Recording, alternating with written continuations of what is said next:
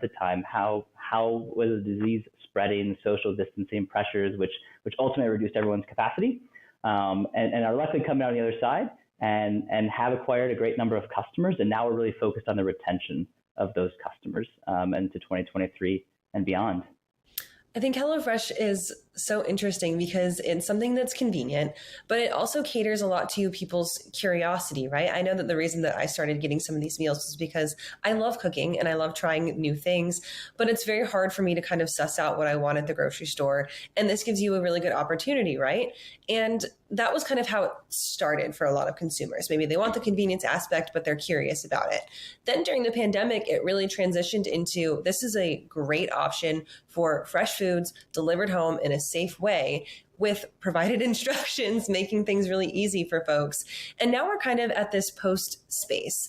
Where are you guys seeing your consumers sit right now? And how are you trying to evolve to meet them where they're at now? Yeah, I think there's a couple of points in this. I'm with you as well, right? My wife and I, we love to cook, but the mental load with a little one at home and trying to go to the grocery store on the weekend and fight with a toddler tantrum and decide what to get off the shelves and, buy a jar of saffron when you only need one little strand. There's a lot to go through, right? And so I think we're meeting people at different places where they are, right? There's different customer profiles. There's people like me who don't want to take on the burden of deciding what to get at the store. There's people who just want the convenience of something to have for lunch or for dinner at home. But also those needs and I think desires are absolutely evolving and changing, where 2 years ago you didn't want to go and leave the house and go to the store, or maybe in some cases couldn't, and showing up at your door was a great option. Now you have many more options available to you, right? You can go to the restaurant, you can go to the store, you can get back out into the world and beyond. So we're definitely focused now on a couple of years of really heavy acquisition, a lot of which came through what was going on, and now is retention. And the retention of that means, as you described, meeting the customer where they are. There's different meal occasions, so you'll see us and do see us expanding our marketplace offering. So we offer lunch options and breakfast options to meet just the meals that are important to you and other meal occasions in the home that maybe just aren't dinner, as well as expanding the choice of menus that we do offer. So there's more types of meals, there's more other things you could put in your box, and expanding brands. We've launched or acquired a couple new brands in the last couple of years, like Factor in the US, which is a ready-to-heat meal, or Good Shop, which is a protein subscription option for you. So we're trying to find different ways to meet the customer, and even within our core business of meal kits, expanding those options, right? With Every Plate and Green Chef, meeting different customers. Green Chef, for example, if you're more interested in organic or different diet types or great vegan options, we're trying to find different occasions for types of meals, opportunities of meals throughout the day, and ways that you want to choose to use the convenience factor for customers.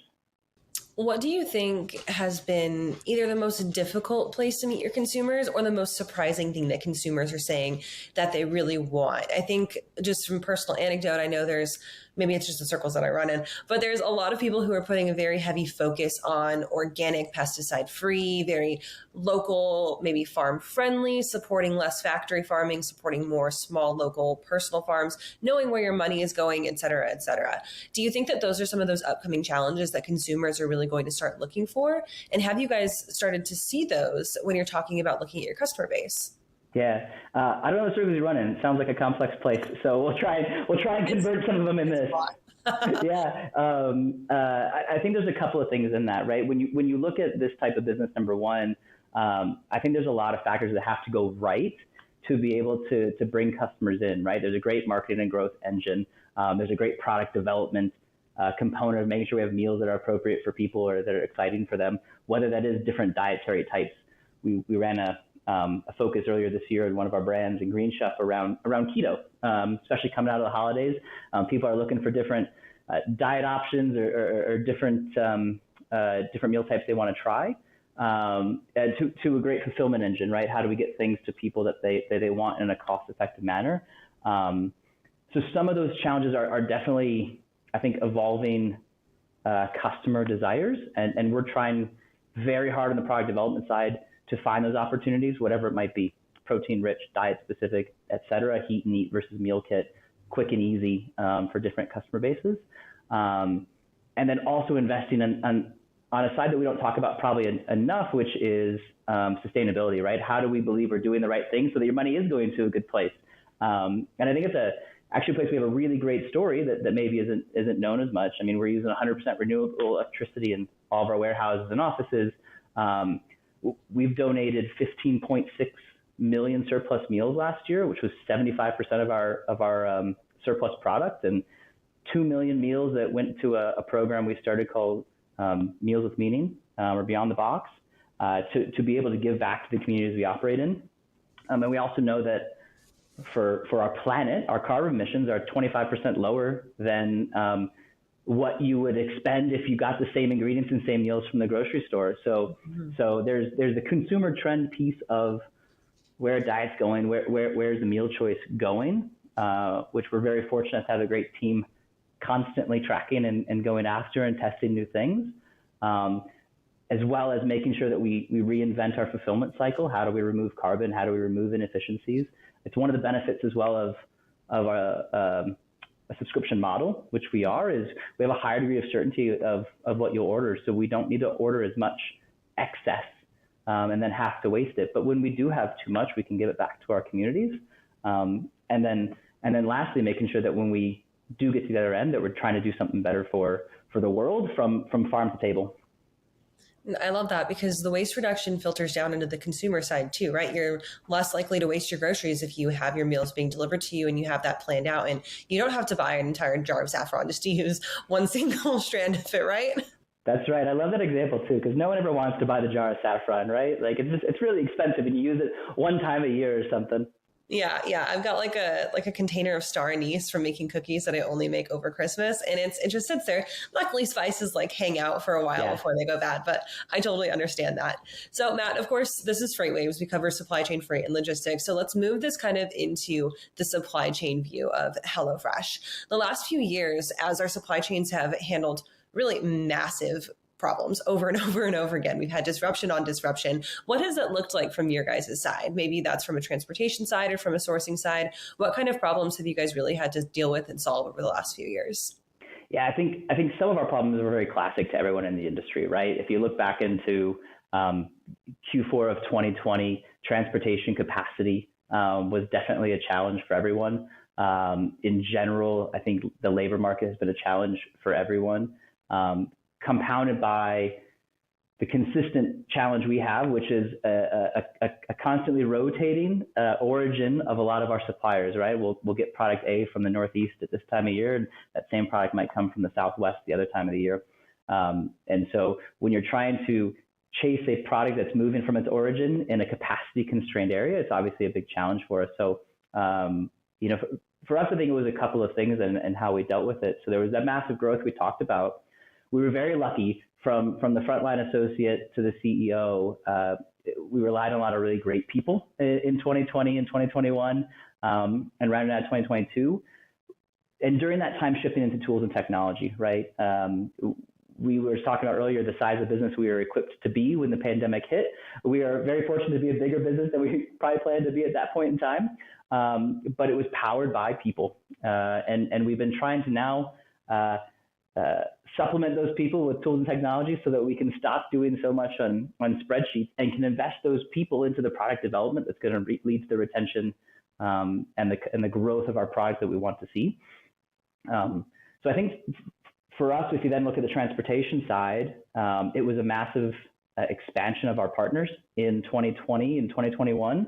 And 2022 was then a reconciliation of that and investing in partners who are going to be there for you, right? At this point, the pendulum of price is swinging, and so price and quality is table stakes, but what we're really looking for now are the suppliers and the partners who are there when we need them. And we're very lucky to have some of those. So it's been a trend of, I think, expansion of partners, and now a trend of rationalization, which we're finishing now, I think, going through and coming out of Q4 last year with softer demand than I think most people expected, puts shippers in a strong position to negotiate what it is they're looking for. Mm-hmm.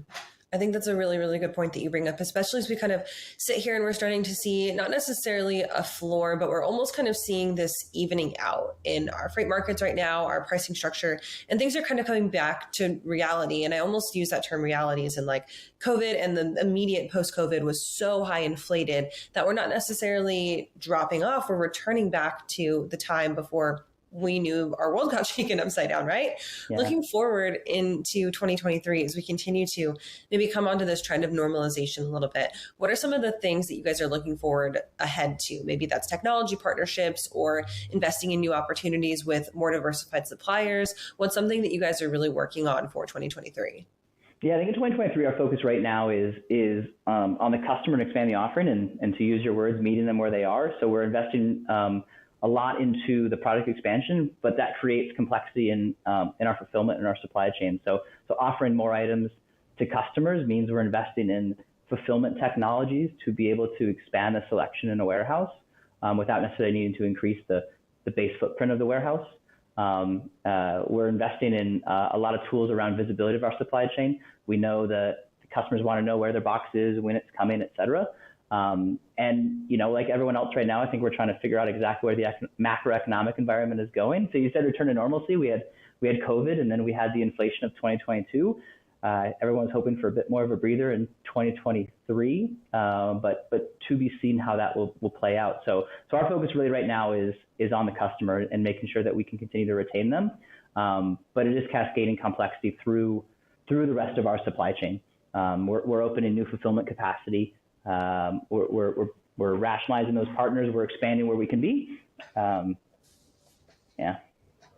So you mentioned earlier that for you guys, quality and price are table stakes. And I think that that's something that keeps a lot of customers attracted to HelloFresh, is knowing that they have the ability to get quality goods in a very controlled environment and to do it for prices that remain competitive. And then, of course, we have inflation. I know for a fact, just tracking my grocery lists through the last several months, hurts a little bit inside when I see it, but it's kind of the environment that we're in. Can you touch a little bit on how services like HelloFresh and how you guys at HelloFresh really work to maintain competitive in that pricing structure? Because you know that you can deliver quality goods to these consumers while still not necessarily having them pay as much as they're paying at the grocery store, or feeling that pain from inflation just a little less. Yeah, absolutely. I think it's a great place for us to be in and play for consumers, and hopefully they're seeing the benefit. Same as you. Luckily, I'm going to the grocery store less, so I feel less of the pain right now because I get to use services like ours. I know we've seen our cost of our goods rise less than the inflation for the same basket of goods coming out of the grocery stores. So while it still might be increasing, that's just the reality of where we are today. You can still save some more money by using a service like this because of the points we were talking about earlier. A, the subscription model.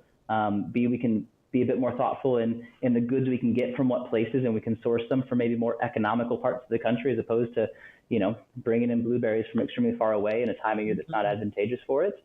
So we can be smart about bringing a seasonal menu that allows us to bring in product that is fresh, doesn't need to spend as much time to get to us, and then we can get it to you really quickly. And by keeping those costs down, by investing in technology, by investing in our partnerships with our logistics providers and our warehousing providers, we can continue to offer low prices to customers. And it's allowing us to expand our coverage.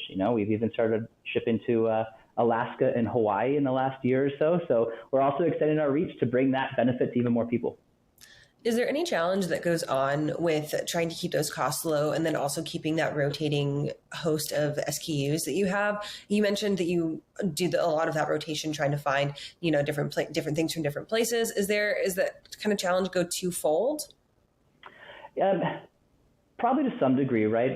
There is a desire for customers for variety, right? Now, variety to someone can mean different things, right? Maybe I want a different kind of salad, or maybe I don't want salad and I want a steak or something like this. So that's, I think, inherently the challenge with anything when it comes to food is it's a very personal experience.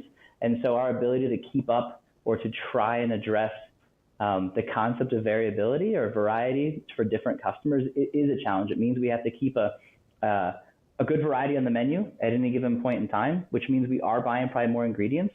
But again, we then look to use those ingredients in any given week in multiple dishes, right? So that if I'm going to bring in feta cheese for a Mediterranean inspired something, maybe I'll look for a couple of ways to use that on the menu. So that I have a chance to make sure I use everything that I've purchased. So yes and no. I think we're still in that position where we're trying to provide variety to customers despite an expanding menu, but we can still curate that variety. And luckily, we've got enough menu options each week that, maybe you had chicken last week, so you don't want chicken this week. Well, luckily, we've got, the meatballs for you or the salad for you. So it still sits within a very large menu offering, and we can use them across different SKUs.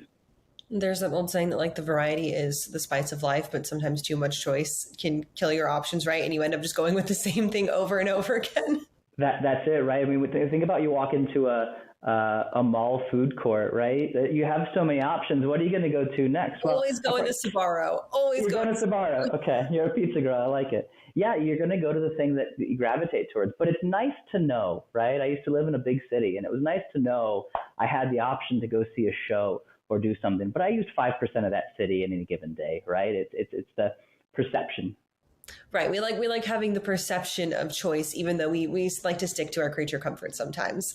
So going forward, for the consumer who maybe is finding themselves in this balancing act, maybe they're working a hybrid home job, maybe they're taking care of their kids, but also now trying to get back into this some sense of normal life. And they're kind of just lost in limbo to what normal feels like. Where do you guys picture yourself sitting for that customer who's maybe in the kind of like confused ether about their choices right now? Are you hoping to be a viable option for them to pick and choose? Maybe 3 nights a week they get that HelloFresh meal, maybe it's lunch or breakfast, or looking at them to maybe kind of dabble with you guys and then eventually go all in?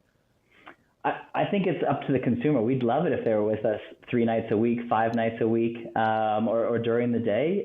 We hope to offer the variety to really meet what they're looking for. So if breakfast is the challenge for you because you've got kids running out the door or you work far away and you just need something to eat on the go, we want to find you there. If you've got 2 minutes for lunch and you want something that's, not just coming out of the microwave or a cold sandwich, we want to meet you there. And if you want to bring the family around the dinner table or you want to cook with your kids, we want to meet you there.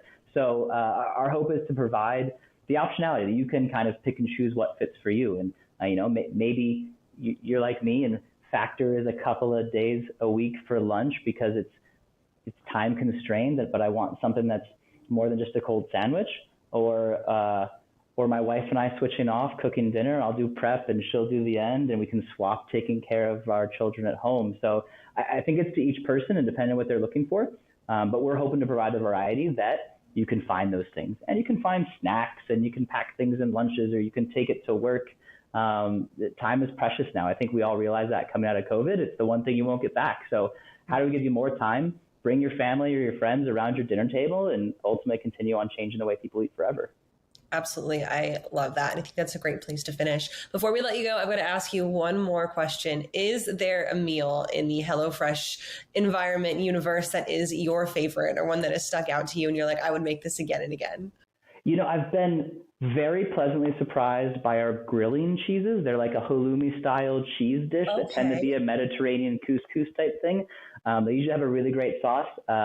I am not a vegetarian, but actually it's been a really great surprise, and we're trying out Meatless Mondays as we go into 2023, and they've been excellent. So I suggest those, but you can't go wrong. We've not had anything we didn't enjoy.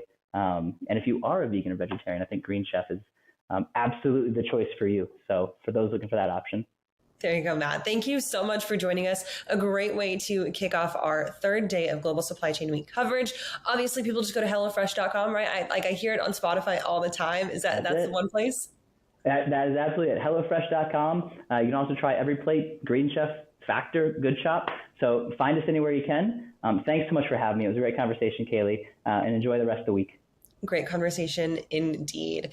All right. Well, we have plenty more coming up for this 3rd day. Food and beverage and CPG, all the things that you could eat or drink. So fill up your plate. I will not make any more terrible food puns. I will get off of your screen. Thank you guys so much for tuning into Global Supply Chain Week. Don't forget, if you are not watching us on live.freightwaves.com, go ahead and get registered. We are doing daily giveaways for some incredible prizes, but you can't win if you are not logged in. So head on over there, tell your friends, get them connected as as well. We're going to go ahead and take a quick break, and we'll be right back.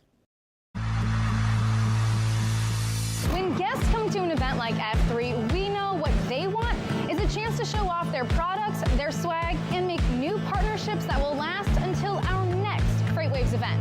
But the problem is there are so many industry events, it can be so hard to find the right one to invest your time and energy in. We at FreightWaves take your investment seriously. Which is why we brought together thousands of industry professionals in one city over 3 days to showcase all you have to offer. Because your successful connections at an event like F3 move all of us forward. Don't believe us? Join us in June.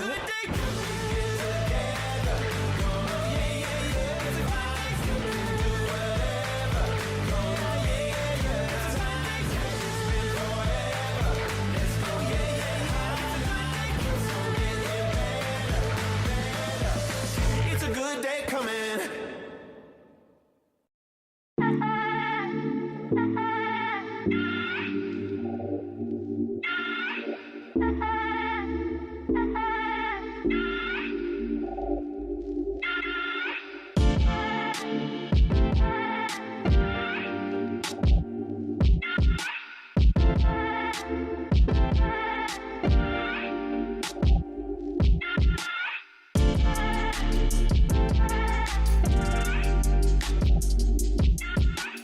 2023 Freight Tech 25 list is filled with meaningful innovators from across the industry who are helping shape what the future of supply chain will look like.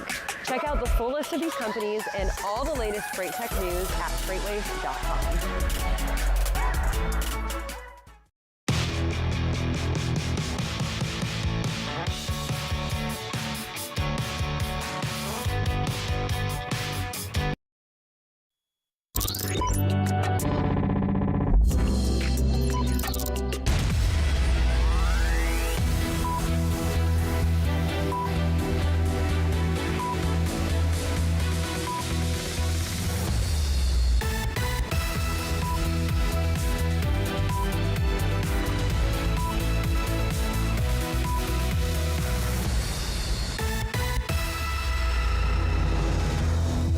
'Good morning and welcome into this special edition of FreightWaves Now, part of the Global Supply Chain Week. I'm Thomas Watson. Joining me, of course, is Anthony Smith. And we're very excited to have you on for day 2 of this Global Supply Chain, sir. And it is what? CPG, retail, commerce, and food and beverage on the docket today. But first, we're going to, of course, have a carrier update. In addition, we're going to put FreightWaves CEO Craig Fuller on the hot seat. That's right. So, Thomas, this is the day 2 of Global Supply Chain Week. And as you said, it's e-commerce, it's retail, it's CPG, it's all that stuff that is really pertinent to American consumers. And of course, the supply chain. We saw a lot of variations throughout this segment throughout the pandemic, and now some still changing landscape here. And we're excited to host this almost mini segment of FreightWaves Now. So if you're not familiar with any of our content, we do a 2-hour news show on just the freight and supply chain industry, Monday through Friday, 9 to 11 Eastern Standard Time. But right now, we're going to welcome on our first guest, Blythe Brumley, for our top story. And Blythe is This is just an amazing story, Thomas, because she is the guru for all things social media and marketing. Blythe, thanks so much for joining us this morning. I love these intros every single week. Keep doing them because it just boosts my ego each time.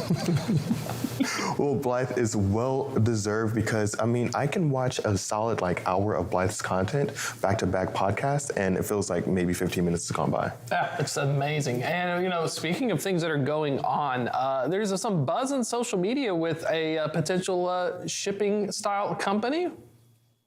Yeah, so we don't really hear too often from the consumer perspective or the e-commerce shop owner perspective on social media. And I say that sort of like with a grain of salt because we're starting to hear more and more about their experiences, especially when it comes to their 3PL experience. And one of those, I guess, unfortunate circumstances is a marketing darling that has been in this space for quite some time in ShipBob. And they have spent a ton of marketing dollars. They have a a lot of, really great social media presence. But in the last couple of months, it has really taken a turn for the worse, because with that marketing spend and with that marketing dollars that they've been experiencing for the last, sort of year of really dramatic growth to the tune of more than 5,000 customers, which for a 3PL is a large customer base, but they're starting to sort of experience those growing pains. A lot of, the customers are saying that they're shipping wrong items to their customers. They're shipping, if you have a lot of SKUs, if you have, just a large product catalog, that ShipBob is allegedly not being able to fulfill those same orders. So it's causing a lot of these e-commerce brands to head to social media and to ask and complain about ShipBob, and then what are the alternatives. So there's a lot of marketing lessons that can be learned with what's going on with them right now.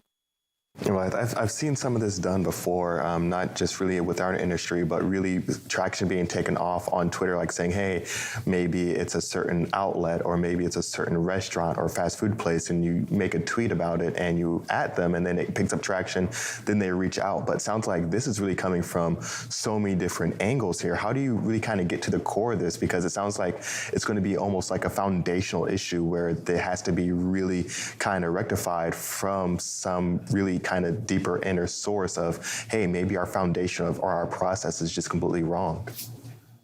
And you hit the nail on the head, because with that, it comes this one particular brand, and they're called the Fashion Brand Company. And they are really known for having a wide variety of different style of clothing that they sell and at different sizes. They're really size inclusive. And so with that, when a lot of those orders are being shipped out, they're being shipped out incorrectly. And so Fashion Brand Company took to social media. They took to Instagram, and they also took to Twitter, and they started complaining about this, lack of orders. And it's essentially going to put them out of business, because not only is it really difficult for an e-commerce company to get these customers, but when you're sending them the wrong products, and then ShipBob's response has been to just halt all of their shipments to any customers, and then they're also seizing the merchandise. Allegedly, this is what Fashion Brand is explaining on their social media channels, and so it's causing all of the fans of that particular company to take to social media, to take to ShipBob's accounts, and to basically ratio them, which is, kind of internet slang for, if you ever post anything online, you are going to get a ton of comments, a ton of hateful comments, which on the marketing side of things, obviously it's not the marketers and whoever's in charge of marketing at ShipBob. It's not their responsibility or their fault for what's going on, but it is their responsibility to communicate that feedback back over to the higher up executives, the process order management, in order to diagnose what exactly is going on. And that has just spawned off a bunch of other different complaints from all these other e-commerce companies, all on Twitter. And there's an opportunity here because of ShipBob's really good SEO strategy. They actually dominate the phrase switch from ShipBob on SEO, across Google, Bing. And so there's an opportunity here for other boutique 3PLs and other logistics providers in order to seize this opportunity, in order to, approach these e-commerce brands with their unique service offerings, and, maybe offer up, hey, we're a little bit of a boutique firm. We're a small business. You should be doing business with us instead of a company who, quote unquote, and allegedly cannot handle that influx of customers. I think it's fascinating. It reminds me of what you often hear in terms of video game companies. If they don't have a very good media presence or community, it can get really bad really quick when the users start banding up and it becomes this ball. In the situation for shipping in a 3PL style world, is this something where, what do you do next? Let's say you're ShipBob, you realize now you have a very army of angry users and it's turning into this giant smorgasbord of sorts. Is there anything you can do at this point? Essentially, you have to revamp your entire process structure, because if you're sending out the incorrect orders repeatedly, and this seems to be a common theme among everyone that is complaining online, that this is obviously something from an operational standpoint that has to be rebuilt from the ground up. I mean, 5,000 customers for a 3PL is a lot of customers, especially when you consider the amount of SKUs that you're probably dealing with for each one of those customers. So you have to ask yourself, is this actually attainable? Can we actually fulfill these orders that are being promised and trusted to us. From a marketing standpoint, there's really only so many things that you can do. There are safety nets that you can actually turn on with your profiles, whether it's Instagram or whether it's Twitter. You can actually shut down or limit comments, for a period of time. I think it's around 7 to 14 days that you can just limit all comments on all of your social media posts, or you can switch, especially on Twitter, you can switch to just only the people that you follow can actually reply to you. So you can kind of try to cut down on that hate a little bit, that what you're getting online. But the crux of the issue is that you're having hundreds, sometimes thousands of customers that are being negatively impacted by your service. So to me, it's almost, a much bigger problem that you should be focusing on and that you should be selling, besides hiding, those Instagram comments or, hiding your replies that you get on Twitter. It's really from a foundational level, because there's also the opportunity for other 3PLs, like I said earlier, in order to seize this opportunity and to work with some of these different brands. So from a 3PL perspective, especially if I'm a boutique provider of 3PL services, I'm looking at this and I'm looking at what their potential customers are, and I'm going to be approaching them in order to see if I can get some of that business. It's a tight market right now, and you can try to, take every dollar that you can, especially when you see a competitor that's allegedly, not doing their best work. Blythe, I can only imagine, say 2-3 steps from here and ShipBob fix their structural processes and their issues. The task of rebranding and what that might even look like. And I can only imagine what that process is going to be like. But Blythe, it's been amazing having you on. If people want to get more of your contact, reach out to you, how can they do that? You can head over to everythingislogistics.com. That's where all my podcasts and social media can be found. Awesome, Blythe. Thanks so much for joining us this morning. Thank you. Excellent conversation as always. Network effects go both ways. They give us, and then if you mess it up, they certainly will take us. That's exactly right. And I think it was a great analogy, because those video gamers can just start banding together. And I think that's just the human nature of anything that you're not too happy with. But, Thomas, what I am happy about? What is it? We have a carrier update with Tony Mulvey and Donnie Gilbert coming up right now.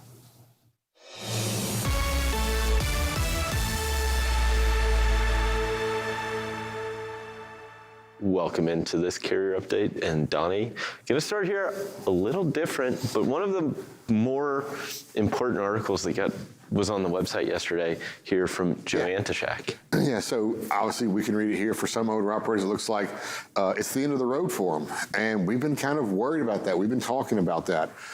We've looked at the NTI and we've seen it just get lower and lower and lower. And I've said over and over, reduce your exposure to the spot market.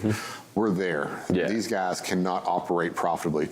Or maybe they're just close to break even. So it's like, I'm going to work all year long, and at the end of the year, I'm going to make 10 grand. Why? Yeah. It's not worth it for them anymore. But in that article, there's a lot of graphs, a lot of charts. Go to our website today, read that article. There's a lot of really good information in that article, and it was well written, a lot of good material, and it'll help a lot of you understand how an owner-operator works. Yeah. I've worked with Dooner a little bit some and asked him, say, hey, go out to your guys and ask them, what is your cost? What is your break even? And it was all over the board. Some understood how to figure out what their break-even cost was. Some didn't. Yeah. And I understand that. But some had a truck like, a couple days ago in Savannah, Georgia, I saw 2 trucks posted. 2013 Freightliners with 1 million miles on them. $16,500. Looked like a good deal. You start a company with those, you may have some breakdown issues, a lot of breakdown issues, maybe not. Or do you go out and buy a $250,000 brand new one? Yeah. That can be the huge difference on what your cost per mile is. Is it, $240 a mile, or is it $110 a mile? Yeah. And that's why. So other people will include their salaries or their 401k. Find your break even first and then start messing with that. Yeah. But it's all over the board. So now we look at our NTI today, and we're at $1.68, including, this is minus fuel. I'm sorry. So this is, from what we saw from some of the info that Dooner gave me, this is well below some and right above a lot of the others. Not many of them are operating below $1.50 a mile. Yeah. And this is expected to drop another 10 to 15 cents over the next 28 days. Yeah, I think that's the concerning part. I mean, you look at this, obviously we saw this bump that we saw around the holidays was a welcome sight, but what we've seen since then is just this continued decline. We've talked about volume levels relatively stable. Well, spot rates have been anything but, right? They've just been on this downward decline, and really there's nothing really there to prop them up anytime soon. Yeah, and you can see, here we were at these levels back in mid-November. Yeah, we dropped down there, but we built back up. Now, at least in mid-December, we had the end of the fourth quarter coming up. Where we are now, we don't have anything really coming up that's going to help tighten capacity or boost capacity or anything.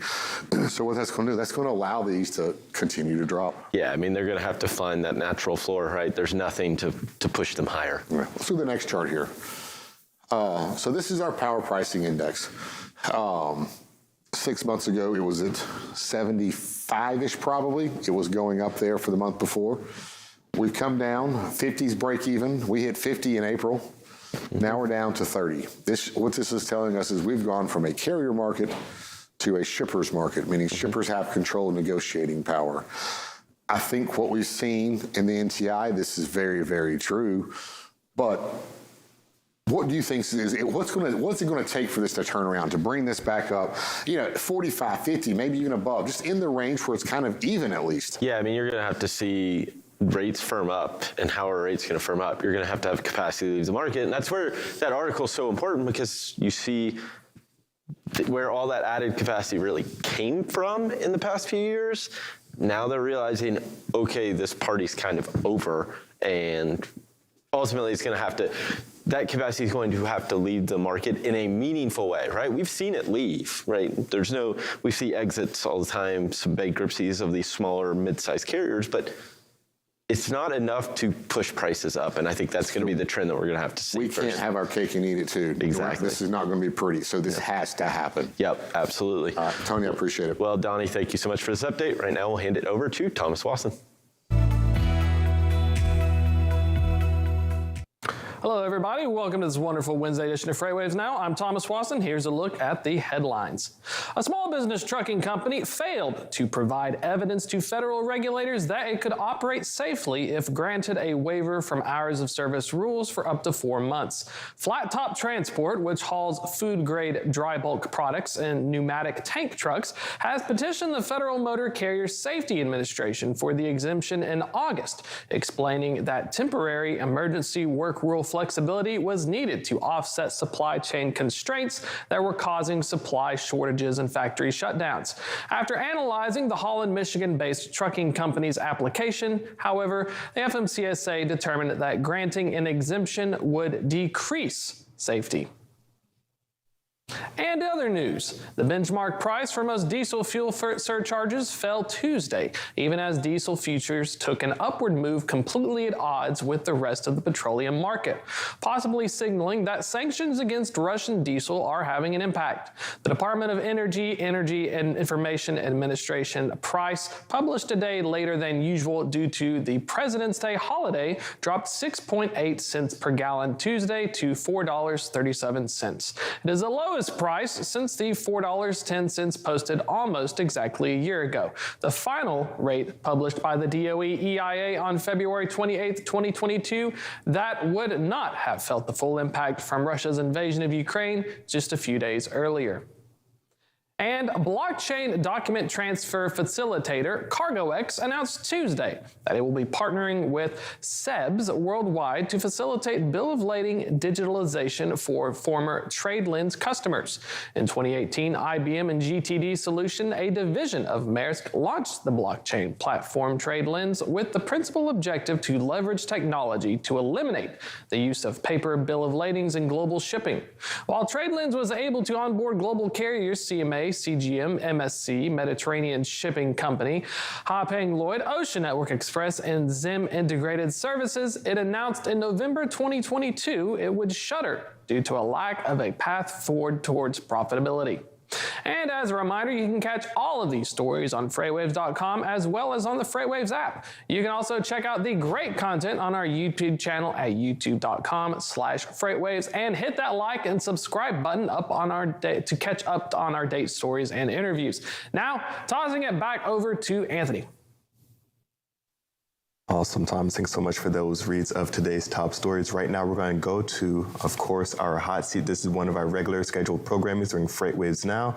And this episode, we have the honor of having our very own CEO, Craig Fuller. Stay tuned.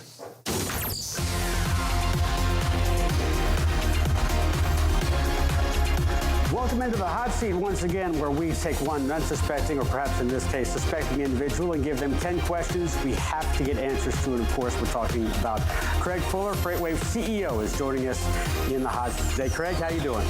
Bill, I'm certainly feeling better than you are with all that fire around here. We try to make this a little bit over dramatic here. So are you ready for 10 questions? I am. All right, number one. Normally I ask the question of what problem is your company trying to solve? But for you, let me ask you this. What's the biggest problem in the freight industry that needs to be solved as quickly as possible? Well, I think just lack of information. This is a massively fragmented market. And because it's massively fragmented, it means that no one company that participates in the market has all of the information at any moment in time. And so bringing more information and intelligence and transparency to this market is a core and a very important function that providers like ourselves can participate in. Nice. All right. Number two, what is a bigger high for you? Watching FreightWaves grow as it has, or getting in your plane and going for a flight? That's a tough one because, the momentum of seeing something come together as a builder is certainly rewarding. I actually I was emotional when we had F3 to see how beautiful that evening was for the JV Hunt party. And it certainly was one of the most remarkable moments of my life to realize that we had built this community, and just the response, and I just thought it was beautiful. But having said that, so flying an airplane always remains a good diversion, but it's not so much a high for me. It's more of a activity that allows me to basically completely relax and not have anything sort of top of mind. Both of those are certainly great experiences, I would have to say anyway. Number three, what is one thing you think will be mainstream in 10 years in freight that is not mainstream now? I think there's going to be more pressure on shippers to manage drivers' time. I think one of the things we take for granted in an industry, or has been taken for granted in an industry, is not a lot of respect for the driver's time. And I think that is something that's going to get a lot of interest. As we see demographic challenges with just the labor force becoming more and more challenging, I think people are going to realize that these are humans that obviously have a finite amount of time available to them. And that's their livelihood. And I think we will see greater emphasis on the humanity that goes into this business and the respect of the driver's time as we move forward. Excellent. All right. Number four. Normally I ask a question, if you're on a 1,000-mile road trip, give me one artist that you'd like to listen to for the entire trip. But for you, sir, I think I know the answer, so I'm just going to ask you this. Which Taylor Swift album is the best one? As she's matured, I think she's become a much better artist.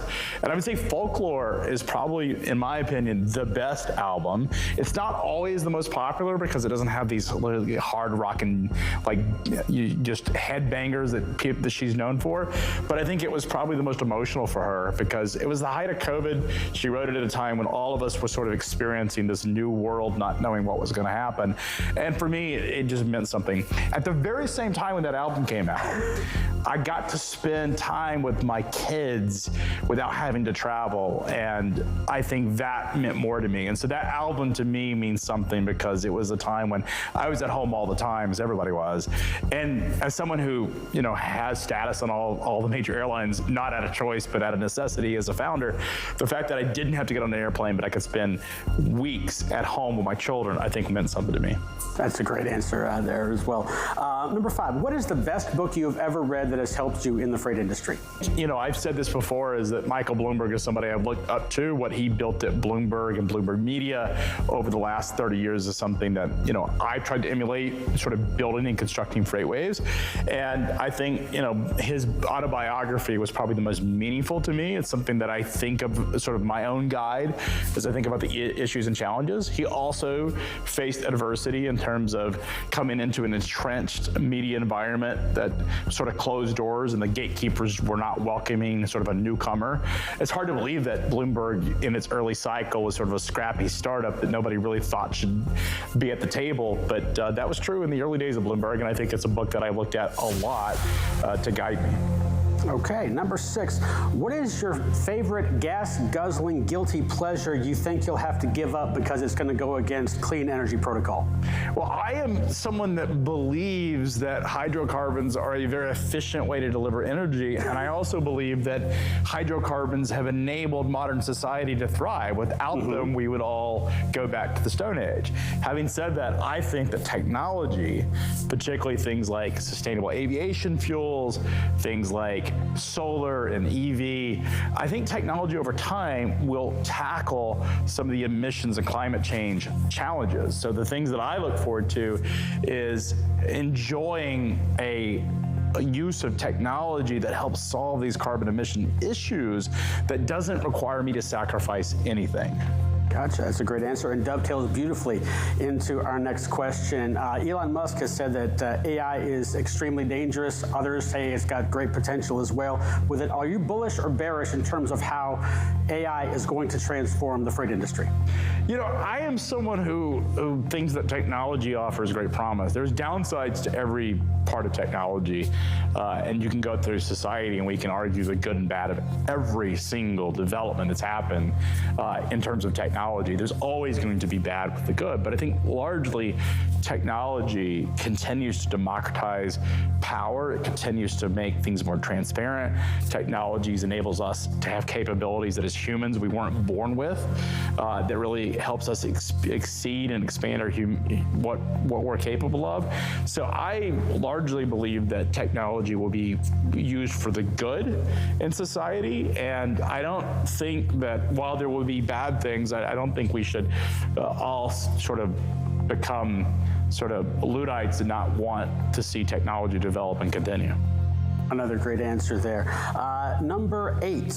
What do you think, and I'm talking about current events here, what do you think will be the one thing trucking companies need to have to get through this economic downtime? They got to be resilient, and they got to be really, really tight on how they spend their money and manage the money. The most important thing a trucking company could do is to make sure they maximize that revenue per truck per week. So there's been this conversation that happens on social media, on message boards among drivers about don't take cheap freight. And I think that misses the point of what trucking companies should be focusing on it now. Frankly, all freight is cheap relative to where we were a year ago. So the term don't take cheap freight doesn't mean anything where you have to actually generate some revenue. So I think staying inside those really liquid markets, and what I mean by liquid markets, those markets that have lots of freight available, going to those head haul markets and just staying in very tight lanes is going to be really important. All right, number 9. We've had a lot of fun with this question, which is name one person in freight, living or dead, you would like to have dinner with. And before you answer that, let me let you know that Kaylee Nix, Matt McClellan, and Kerry Jablonski have all said you. Oh. So who would you like to have dinner with and pick their brain with in the freight industry? We should all go to dinner together, I'm thinking. This is an invite. I always would love to go have dinner with the three of those. So hopefully now I'm inviting them and would love to have dinner.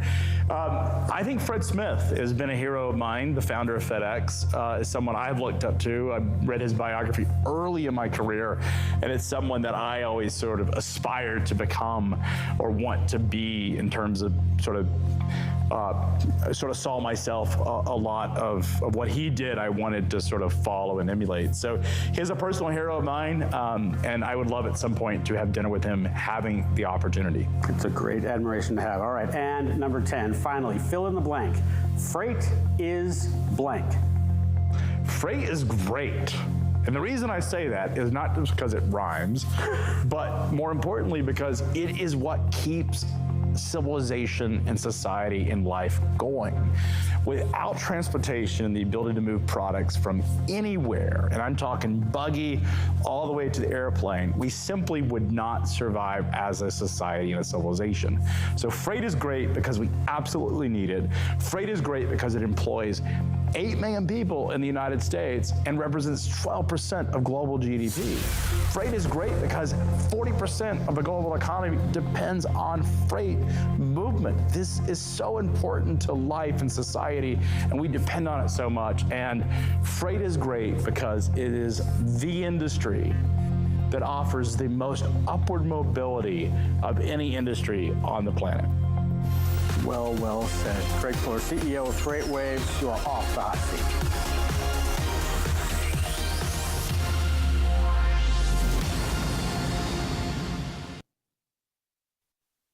Well, Thomas, we heard it there. Freight is great. Freight is indeed great, and excellent interview. I can't remember who I answered for, who I would get dinner with alive, or I don't know. I think I had a joke like Sherman because he marched to Atlanta and that was a logistical challenge, but we'll find out. Right now, we're going to look at the last 24 hours in freight with this freight market update. Stay tuned.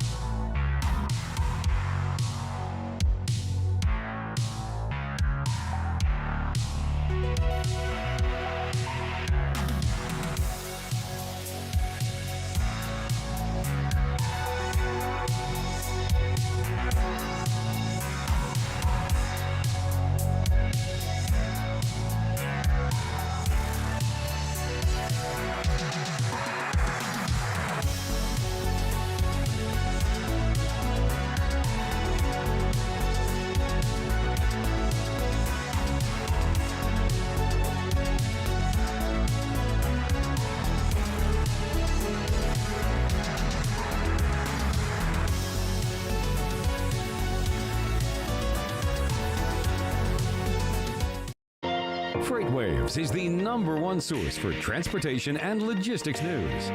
FreightWaves.com provides you with in-depth news coverage, data, and insights from the leading industry journalists and market experts.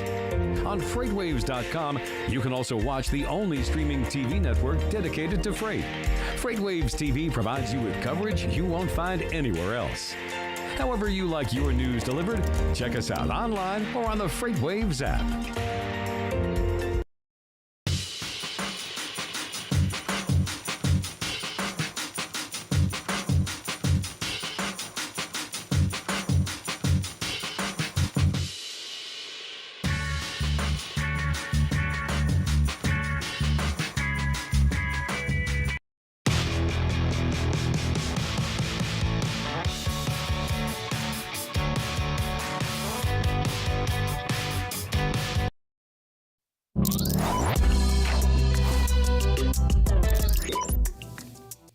Awesome. And thank you guys so much for coming back. This is FreightWaves, and this is Global Supply Chain Week. This is day 2. And Thomas, we are heading into our next block of Fireside Chats. But before we do, I have to give a big shout out, of course, to our universal sponsor, Roadrunner. Thanks so much for helping us make this event possible, because without our sponsors, it doesn't happen. So huge shout out for them. And also a shout out to those watching us on LinkedIn. Thank you so much for your viewership. But if you want the full experience and you want to get eligible for a free giveaway, one of our amazing door prizes, you go over to live.freightwaves.com, get registered there, get the full experience, start networking, because it's a great networking opportunity. And then, of course, you're building out that contact list of all the folks you want to see in person and meet in person at our next in-person events. The one in Cleveland, Ohio, home of the Rock and Roll Hall of Fame and our FreightWaves event. So definitely keep an eye out for that, folks, as well. I got a bunch of exciting stuff on the docket. We just recently spoke with our keynote. We have one coming up as well next week for a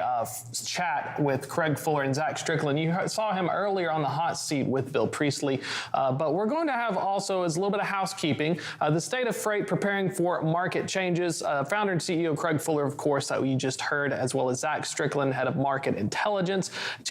Next Tuesday at 2 p.m. on the 28th. Make sure that while you're here and registering for your door prizes, make sure you register for this event as well. You don't want to miss it. It's always exciting to get folks who are well connected with the industry, as well as getting access to seeing what the heck is going on, because you can read so many earnings transcripts, but they don't always tell you what's happening. Exactly right. And Thomas, I'm excited for our next block of Fireside Chats. And I mean, we had an amazing keynote from Kaylee Nix a little bit earlier today. And as we said earlier, you can watch all that stuff on demand. Coming up, we're going to have our very own John Gallagher with a Fireside Chat. And he's going to be talking to Lauren A. Smith Jr., president of Skyline Policy Group. And then we're also going to have our very own Jeff Lockhausen, who's going to be talking with Ben Ritchie, and he's going to be the senior director over at Black Rifle Coffee. And I'm excited for these two because I've seen both of them before. I've heard both of them talk, and these are going to be some great interviews, great insight. And of course, I'll be taking some notes on this one. It's exciting just hearing the stories and stuff as well. You don't really get often to get a window into some of the challenges of growing and scaling, as well as the logistical challenges. You normally just hear about I'm making X amount of sales, but you don't really hear about the warehousing, the back office, the supply chain efficiencies, and the demand planning that goes into these things. That's exactly right. And so, Thomas, again, big shout out to those watching on LinkedIn. Get the full experience. Go over to live.freightwaves.com. Get registered. Get eligible for one of our amazing door prizes and giveaways that we'll be doing not just today, but also again tomorrow. So you'll make yourself eligible for both those things. Coming up, we're going to have With Sonar a little bit later on. And of course, we're going to have the man Tim Dooner himself with an episode of What the Truck. Stay tuned. It's all happening, and we'll check in with you soon.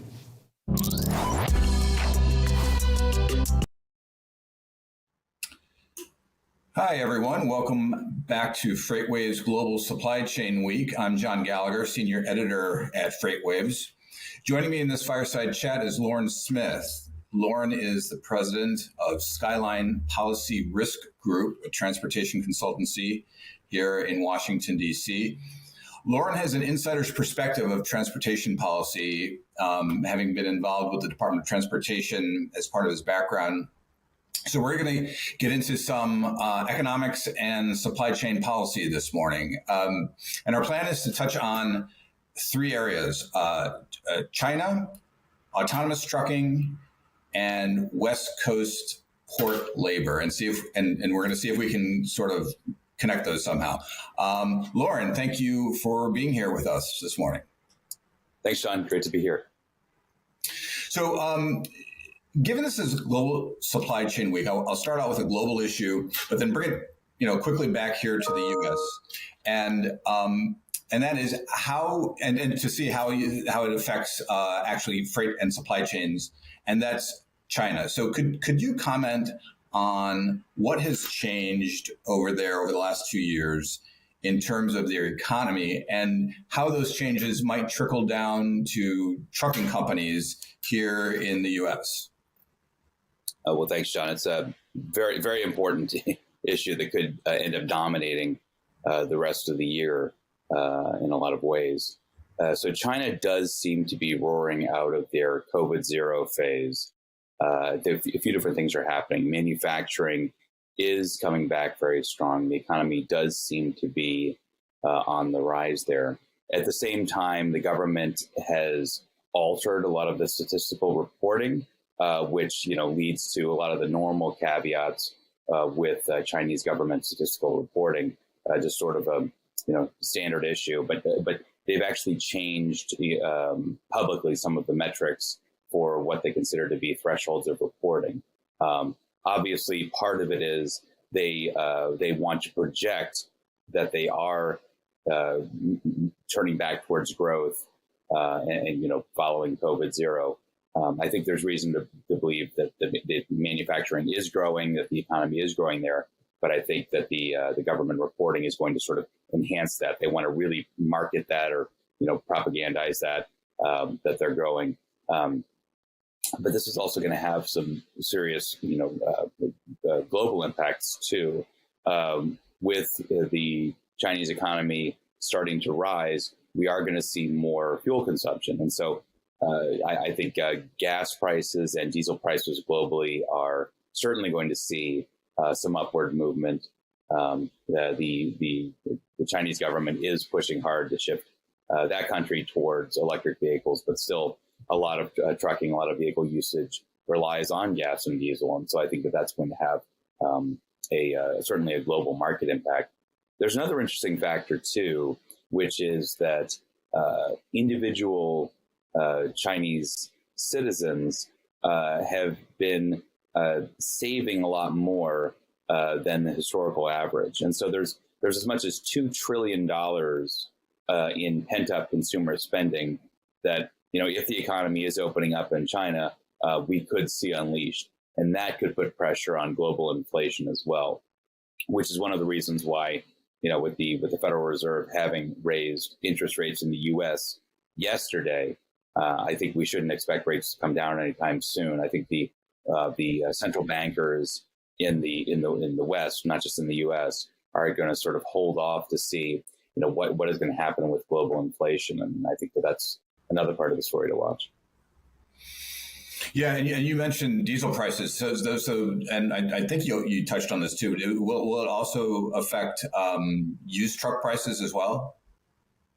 I think so. I think I think we're going to see sort of across the board, probably some elevated elevated prices as parts of the economy that have been lagging for the past year. I think in 2021 we saw the U.S. Come out of, or sort of gradually over the past couple of years, we've seen the U.S.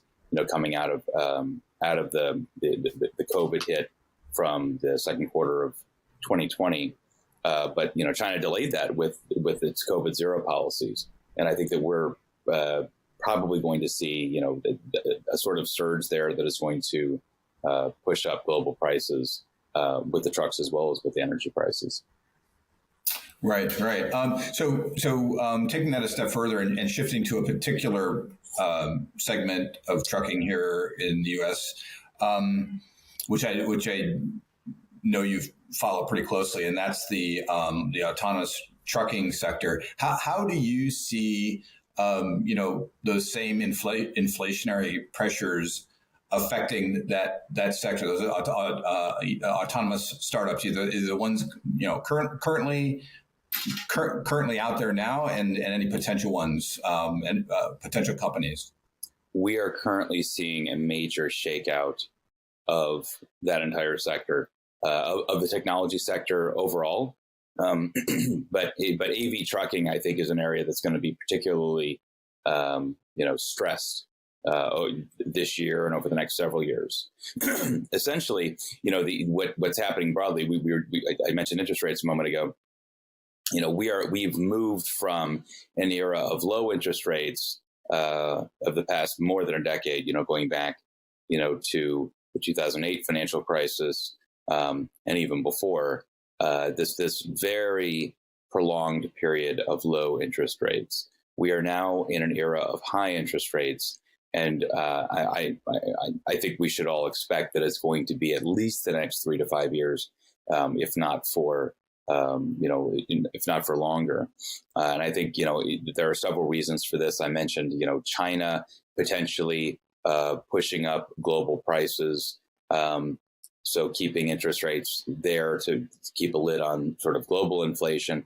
But at the same time, this is providing a stress test. This transition to high interest rates is creating a stress test for the technology sector and for investors. I think in a way that a lot of policymakers are quietly, viewing as a useful experiment or a useful test to see which industries do have, where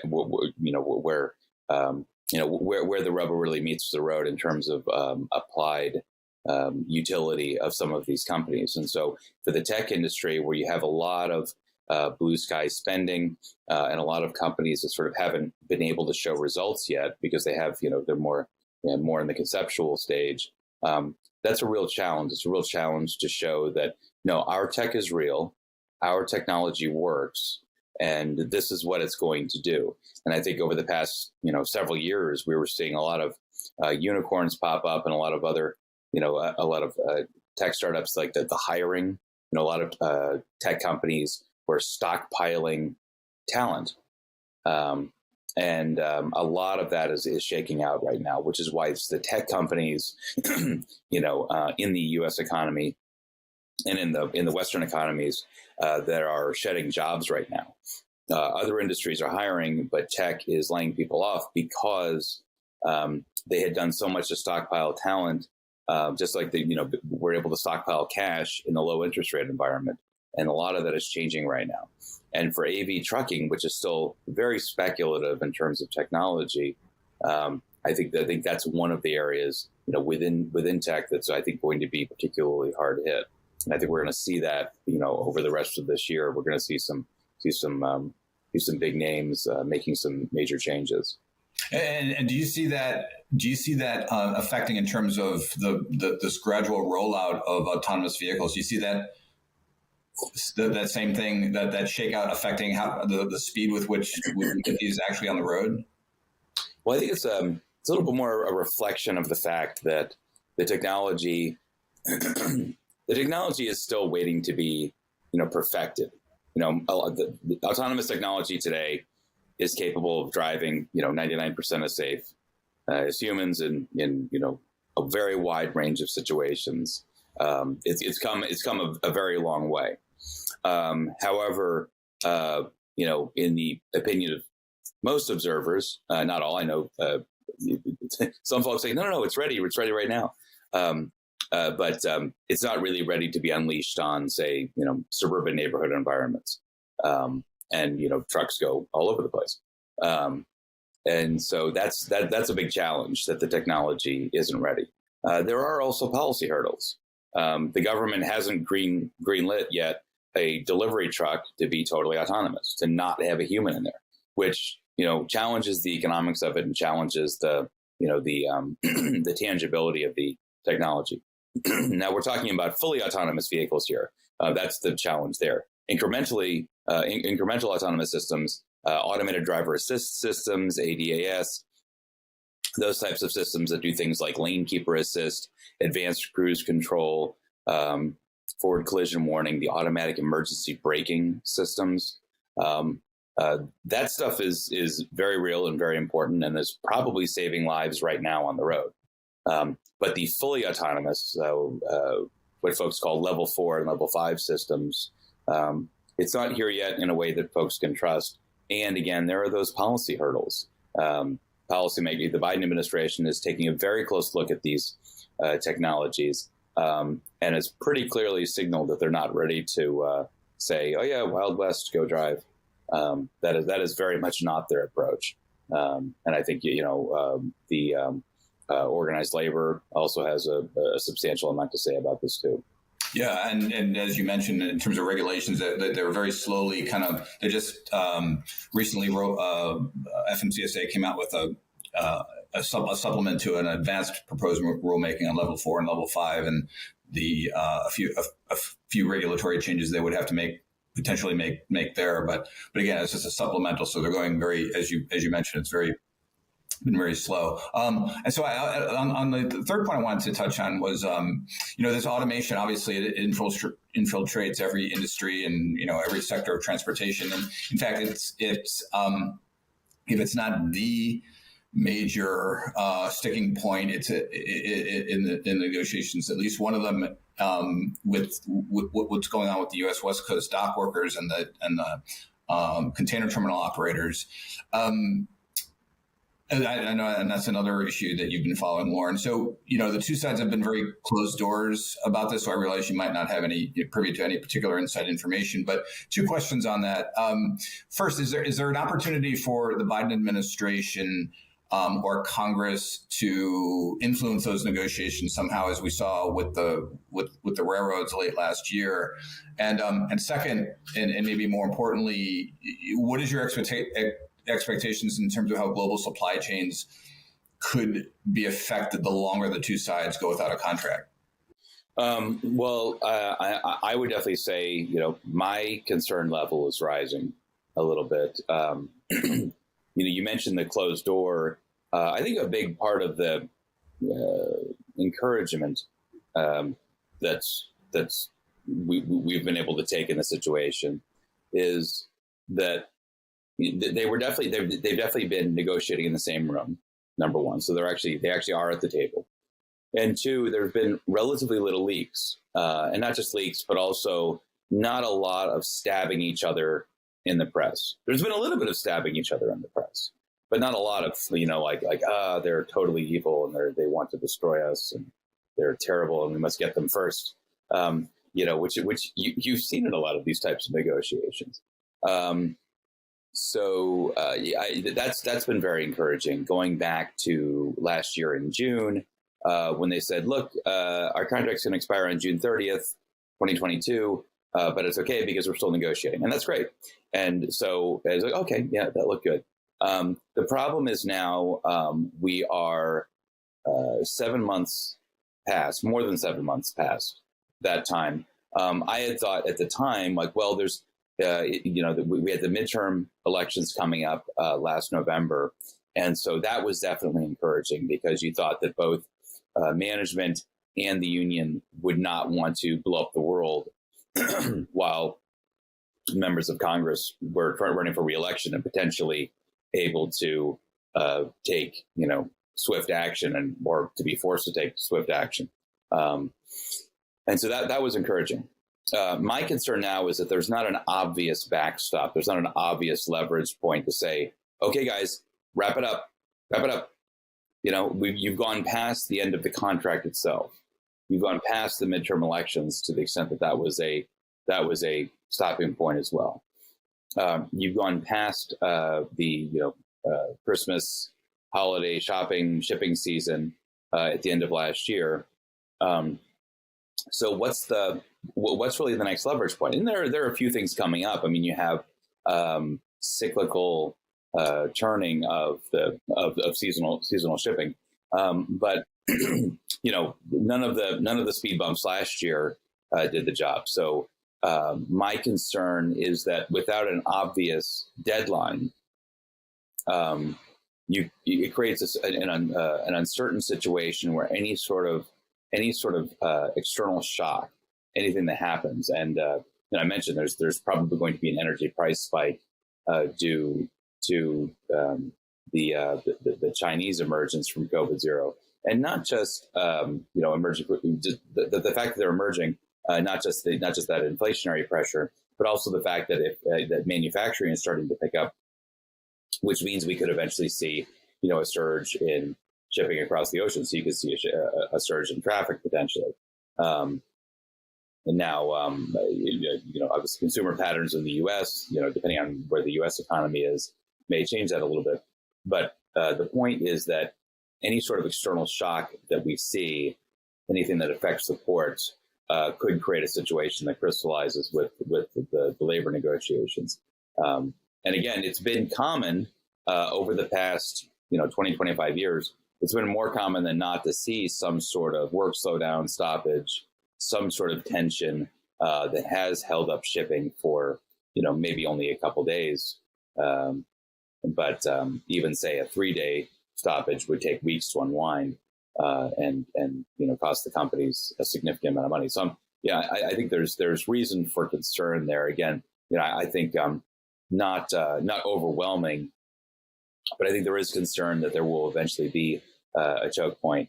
And you mentioned, John, could the government get involved, the Biden administration potentially?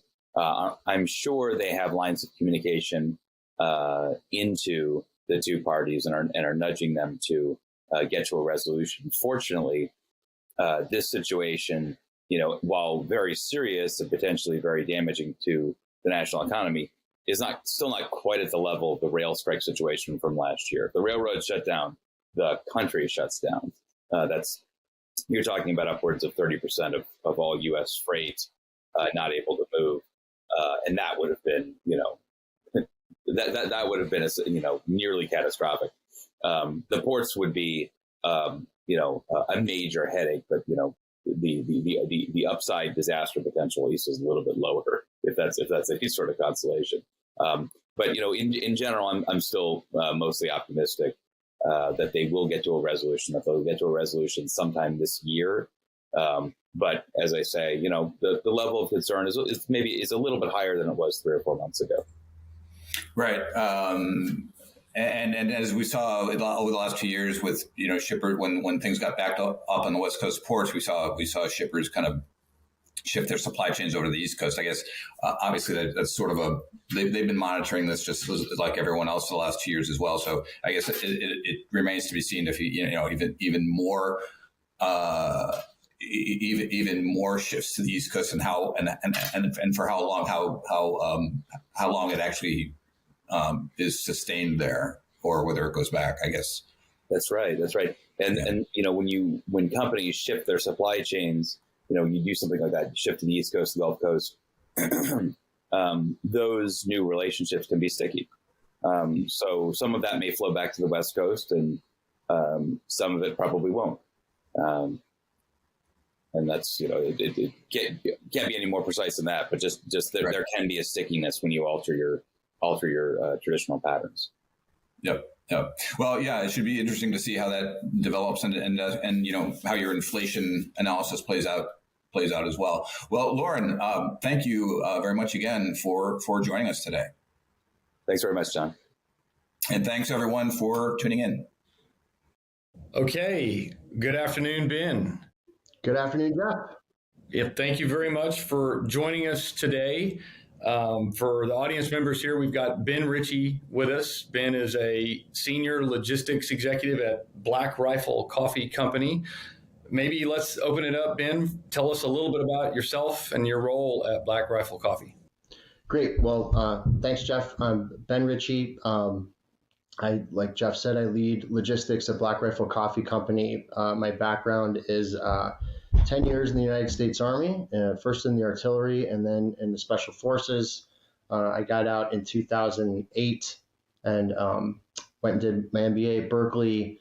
And then beyond that, I went to work for Amazon for a couple of years and learned a lot of great stuff there. And then took that learning to PepsiCo, where I was at PepsiCo in a lot of different logistics roles for 10 years. And in Arizona, and then in Chicago, and then that was what brought us here to Texas. And then about a year ago, started working for Black Rifle Coffee Company, leading logistics. Okay. Well-traveled, I hear. Yeah, for sure. So, Ben, maybe that's a good segue to what is Black Rifle Coffee? Yeah, great question to start off with.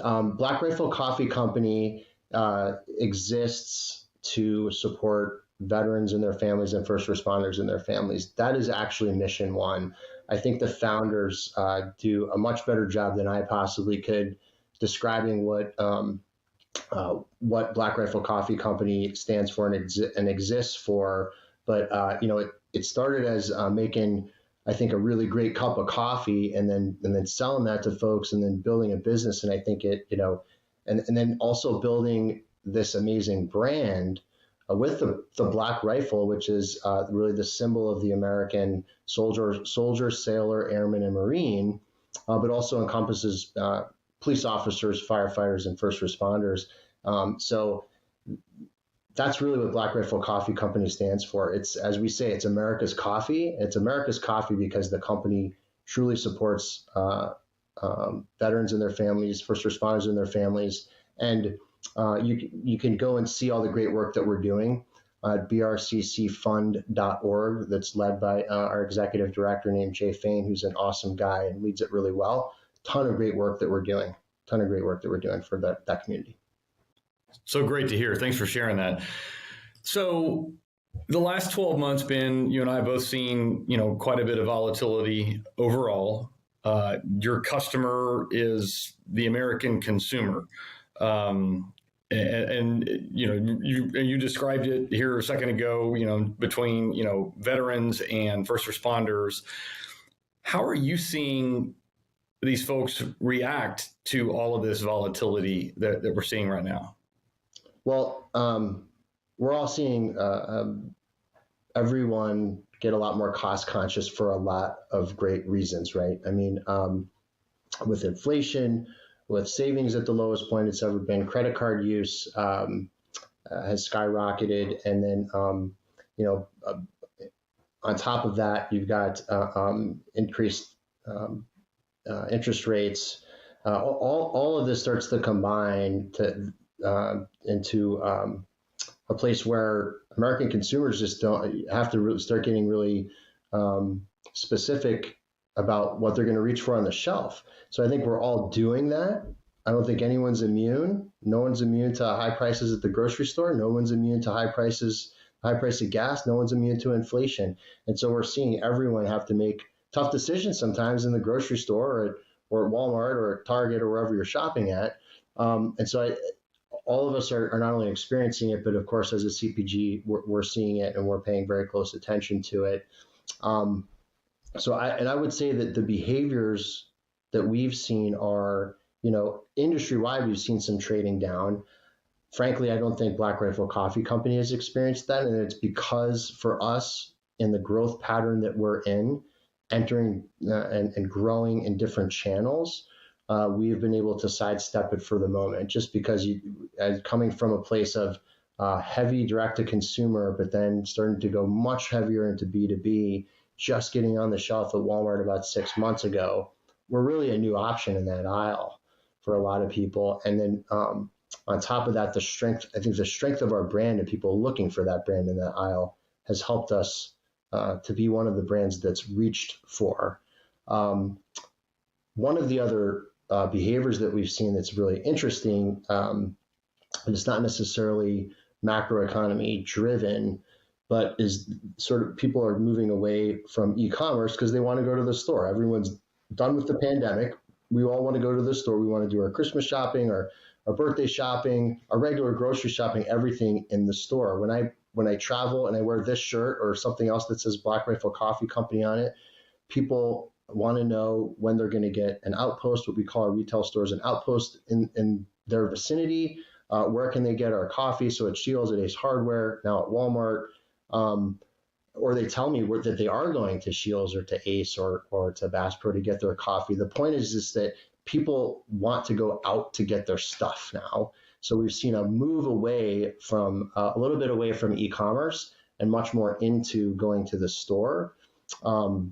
So that's a behavior that we've seen. And we really saw that at the end of the year last year with the muted peak, right? People just weren't, and we've seen it from Amazon earnings and Amazon behaviors.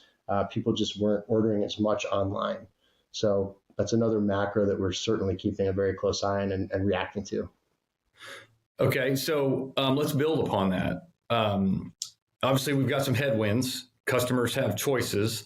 Right now, it's maybe even more important to make sure that your brand is well represented. You guys have an amazing brand that's got very strong loyalty to it. So if I ask you to put your customer-centric hat on for a moment here, as you move to not just having an online experience, but you've got now an in-store experience, what are you all doing to make sure that you're taking care of that American consumer, to make sure they get an awesome overall experience with you that reflects the brand that you've worked so hard to build? Yeah, there's a ton that we're doing along those lines. Our I'll start with the function that I lead in logistics and supply chain. What we've really focused on, especially over the last year, is service and speed. Our customers deserve to get their product consistently to their doorstep, looking good in that awesome Black Rifle Coffee Company box. That's something that we have really invested a lot of time and energy and, frankly, productivity. The productivity we've gotten from certain projects, we've reinvested back into that speed and service to people's doorsteps and in other channels. So in our retail channels, I was just mentioning a lot of the chains that you can find us in, and then up to our outposts as well. We have invested a lot of time, energy, and capital into going faster and being consistent and delivering in full. So service is really job one, and we've invested a ton into service and speed. That's from a logistics perspective. There's a lot of other stuff that we do. I mean, the product itself is it's a premium brand that's you can actually get it at a very reasonable price.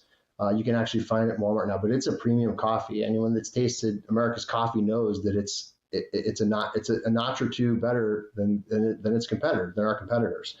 Same goes for our ready to drink.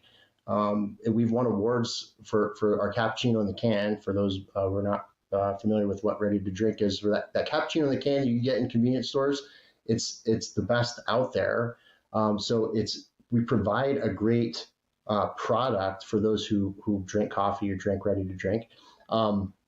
And then beyond that, I think the biggest thing that we do as Black Rifle Coffee Company is we provide our customers with a true experience. You're not just buying coffee; you're supporting veterans and their families. You're supporting first responders and their families. I think for all of the Black Rifle Coffee Company customers that I meet when I'm on the road or just around here in Prosper, people love the product, and that's great, but they love much more what the company stands for. So when you go into one of our outposts and come out with the latest apparel, or when you have that box hit your doorstep timely, you can feel really good about supporting a brand that supports our country and is truly America's coffee. So that's what I think we do best, and we focus on the most, is doing a great job of truly being America's brand and America's coffee. Okay.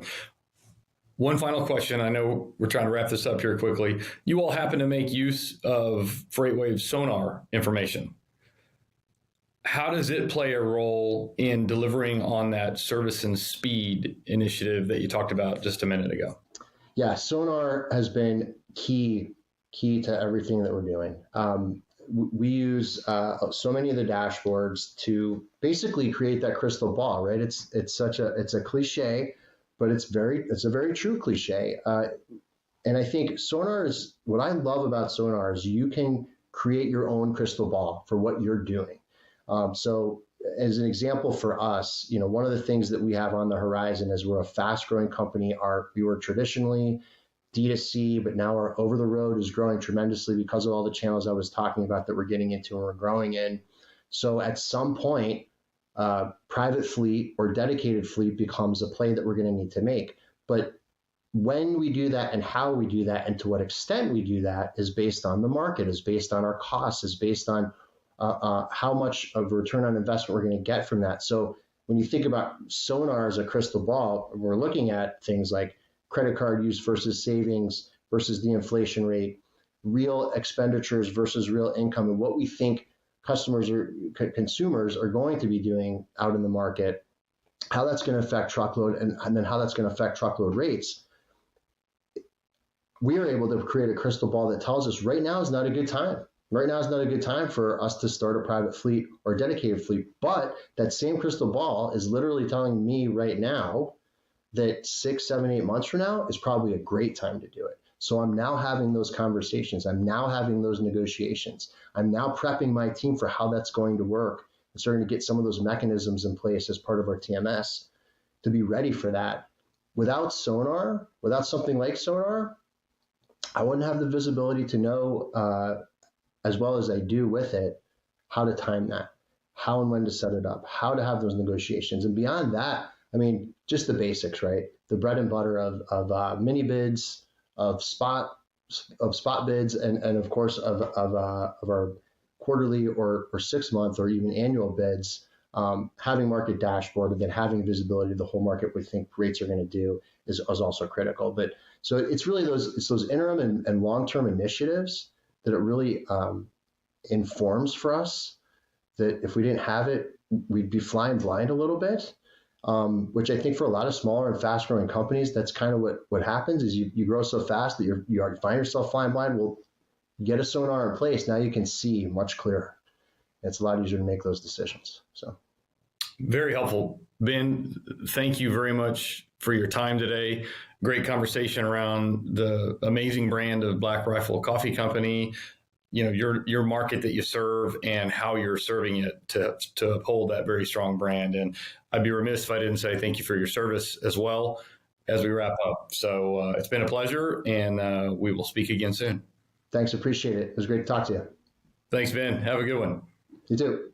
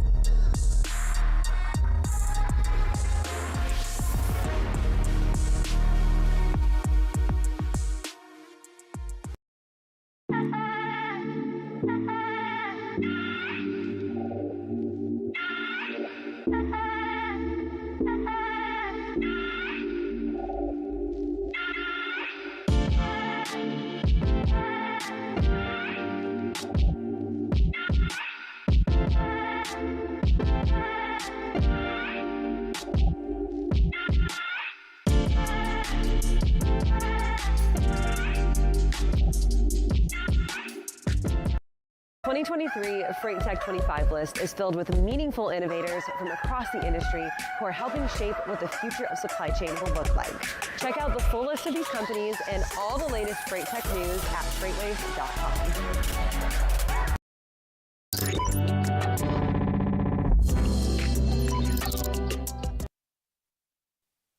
Fireside chats, and I'm all here for it because I love watching it in these interviews. You get to pick the brains of some of these industry leaders, take notes, get a little bit of insight, add it to your repertoire, and then next thing you know, you're left better and brighter. Boom, and then you're back to us to introduce the next round. I like the Black Rifle coffee stuff as well. I had some coffee this morning, so it's getting me going. But looking up at the docket here, kind of have about 3 more coming up. What are we kind of talking about coming up next? That's right. So coming up, I'm actually going to be doing a fireside chat, and that's going to be a great one, of course, with Pactum AI CEO Martin Rand. But throughout today, we're going to have more fireside chats. We're going to have What's Sonar, that's going to be a live show. And then we're going to have What the Truck, of course, our flagship show here at FreightWaves with Tim Dooner himself, the most interesting and entertaining man in logistics. And he has one of the most entertaining podcasts, I would say the most entertaining podcast within freight and logistics. And we're also going to have a little bit of lunch break, let you guys all kind of settle, digest some of the information and some food as well, then going back into some more fireside chats and of course some of those giveaways, Thomas. And you're only eligible for those giveaways if you get registered. Exactly. Folks need to register as quickly as possible. We will announce it at 2:30 Eastern, it looks like. We have things that include Fancy Yeti chair, Hydro Flask cooler, as well as a Apple TV. And then the other one is a circular looking device that is unfortunately blocked by the word program. So you'll have to figure out that one, folks. If you're watching it, you can read it. I unfortunately cannot. But Speaking of fun things to read, though, coming right up as soon as we finish up, how is AI changing the future of the supply chain? That's going to be pretty cool. I'd love to have, I hope it's doing better than the Bing one. I think it was named Sydney, then named itself Aurora, became self-aware and threatened to dox some journalists. Yeah, I mean, this was going to be an interesting interview and an intriguing one because AI has been really shaping a lot of our world, not just from the supply chain aspect, but really just from our everyday aspect over the last few months here. And it's changed so much. And I'm excited for this fireside chat. But before we jump into it, none of this happens or none of this really goes off without a hitch, without our sponsors. So thank you so much to Roadrunner for sponsoring this virtual event and our partnership with you guys. So much to be thankful for. And the shout out, I'm thankful for those viewers on LinkedIn. And as I said earlier, if you're watching on LinkedIn, great, we appreciate it. Thank you so much.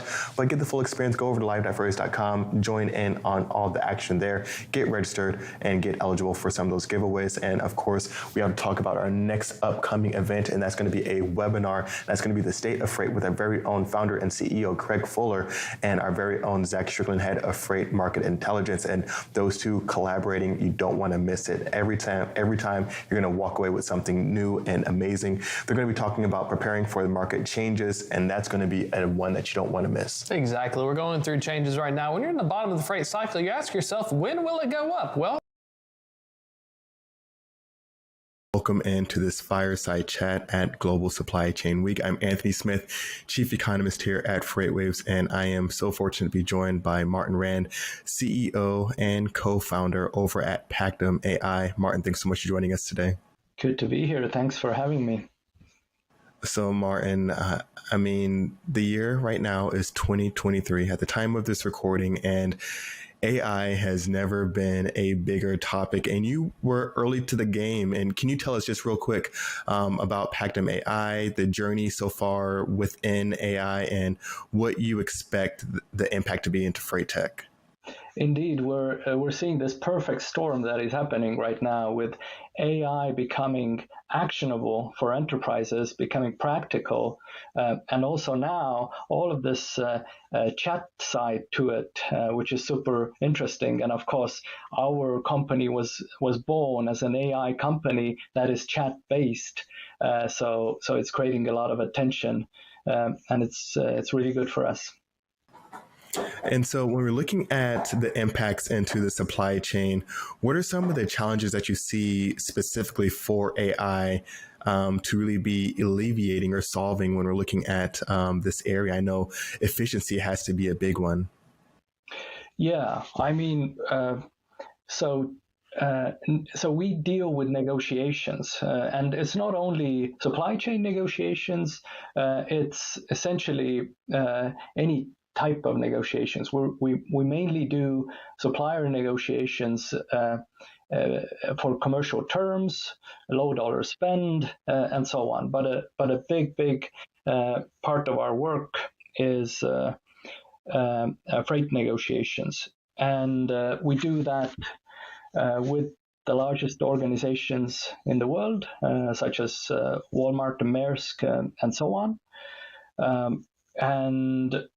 And the advantage of AI, especially in freight and supply chain, is of course huge. And the underlying reason why is because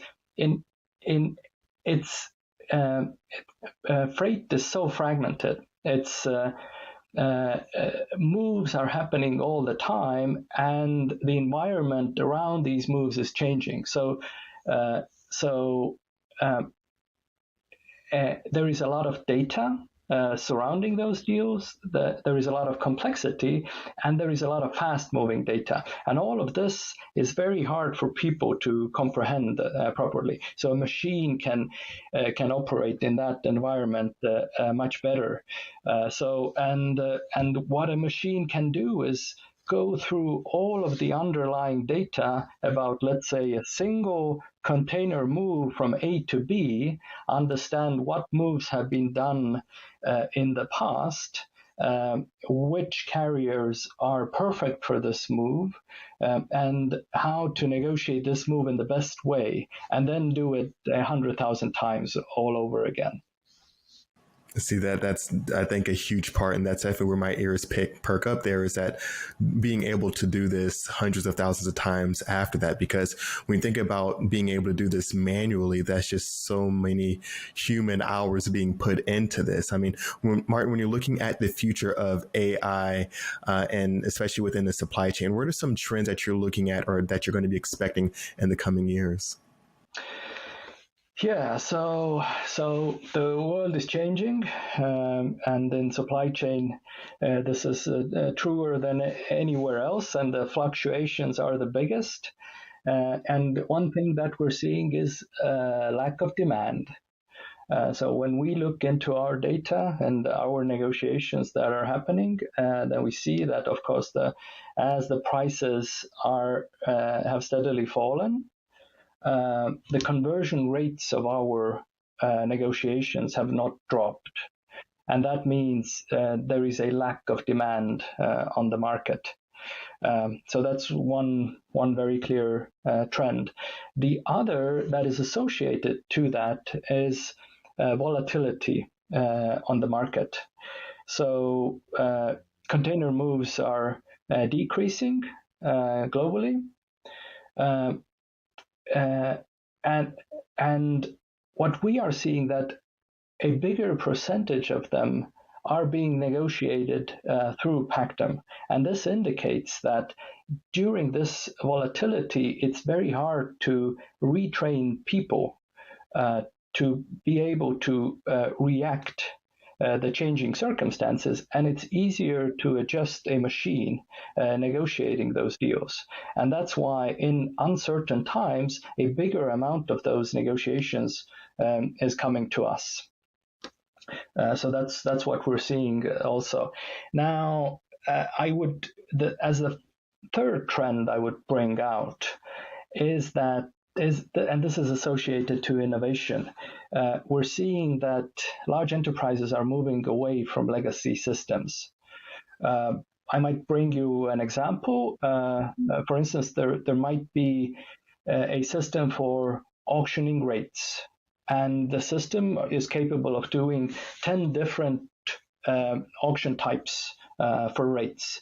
But in reality, the enterprise is only using a couple of them, probably. And plus, it does not plug into other systems like load boards and etc.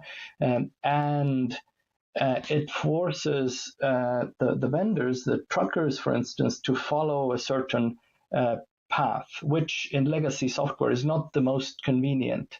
So this is a third. So basically, all of these changes, we think large enterprises are using this volatile situation now to improve their tech stack.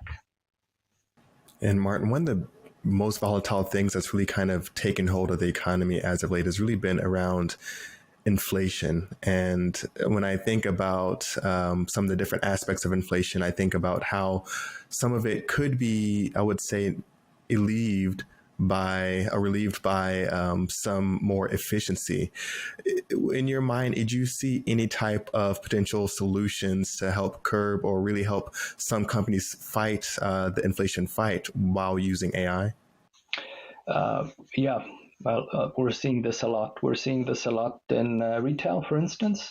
So the problem in retail was that prices were pushed up across the board, and they were pushed up in a situation of fear.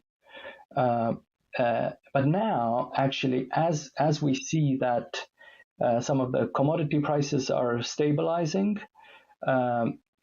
and well, some of the rates are going down, freight rates are going down, a broad-based constant renegotiation needs to be done. Now, this is easy to do with strategic big vendors who these enterprises can communicate with one-on-one.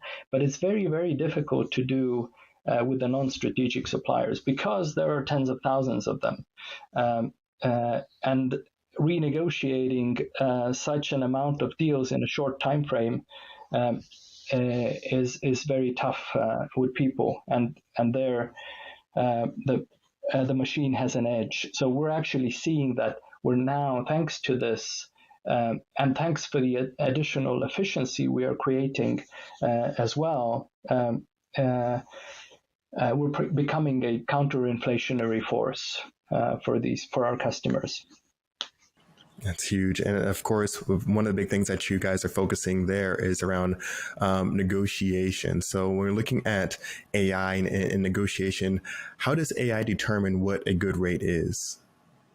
That's a very good question.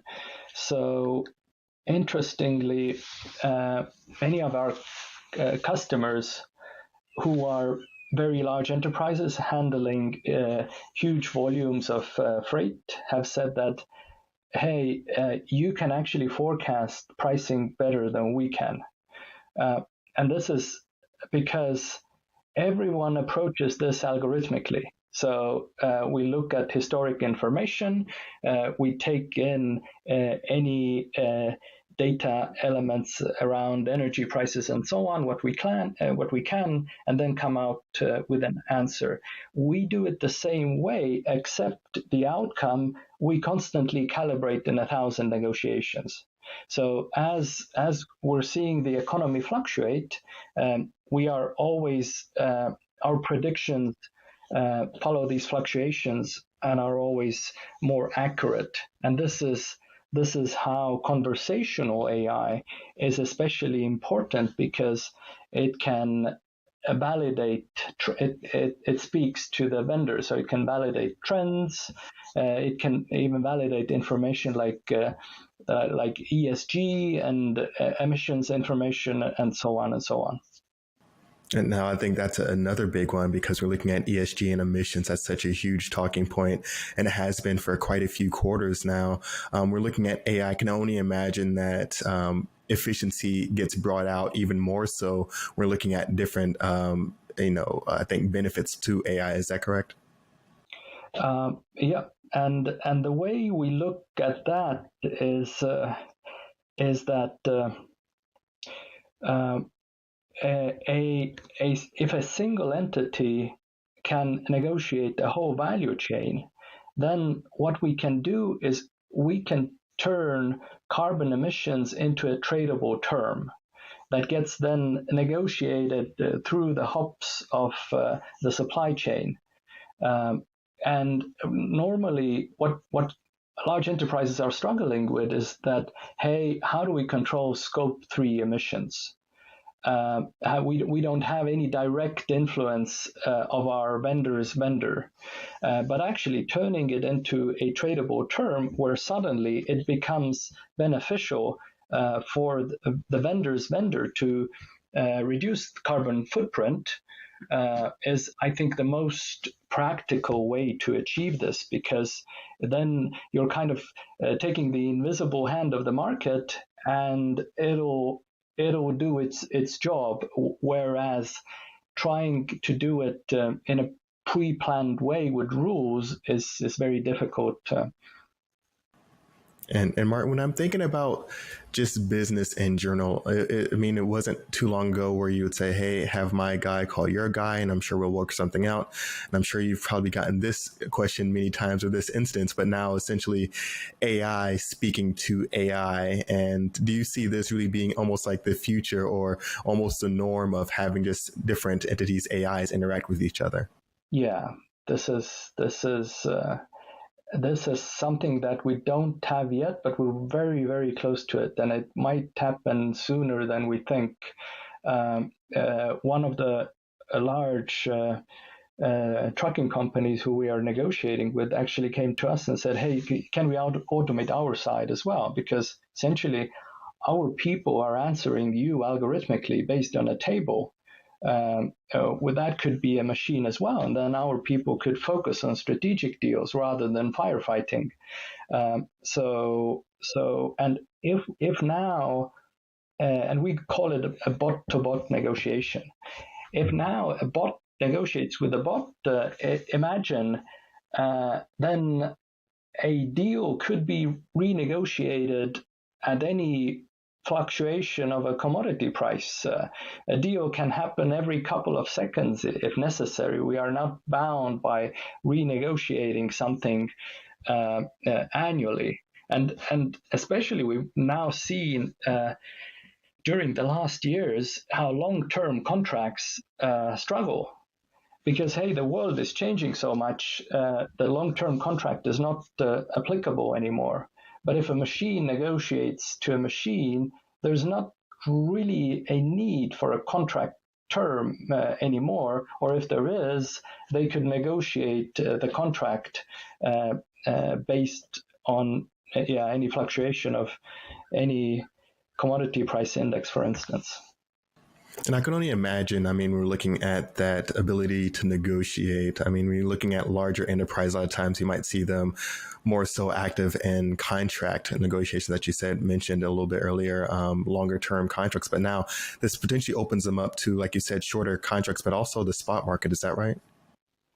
Yep. And we see companies moving more and more to the spot market, because I guess what they have witnessed now is that the constant what they are seeing is that the changes are not going away. The world is going to just change ever more rapidly. And of course, one of the advantages of a spot market is that it's always based on the market is reflected perfectly in a spot market.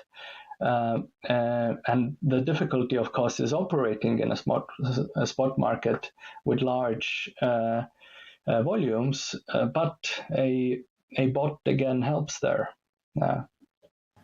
Awesome. Well, Martin, thank you so much for your time today. And any closing thoughts or something that you want to leave the audience with as to what you expect with the future of AI, or anything that we maybe didn't cover on this conversation? No, it's just, incredibly exciting what's happening now, and all of these technologies becoming practical for large enterprises.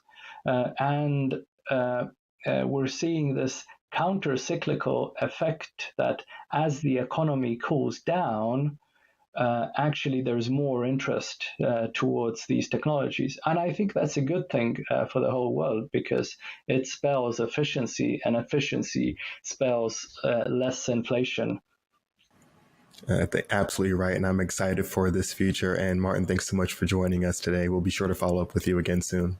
Thanks, Anthony. It was good to be here. And thank you all so much for tuning into this fireside chat. We have more content coming up.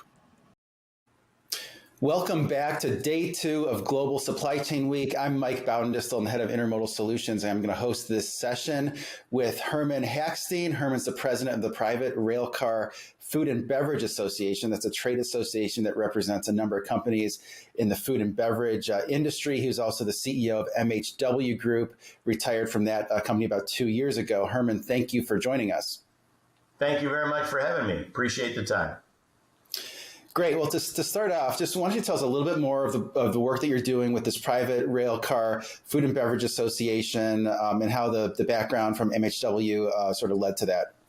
Sure, I'd be happy to.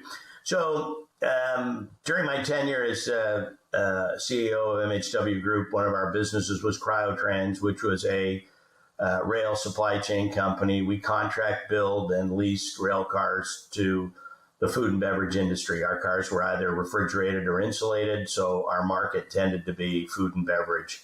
So during that period of time, as a CEO, I try to get out, meet my customers on a regular basis, understand whether we provide the right services and whatever.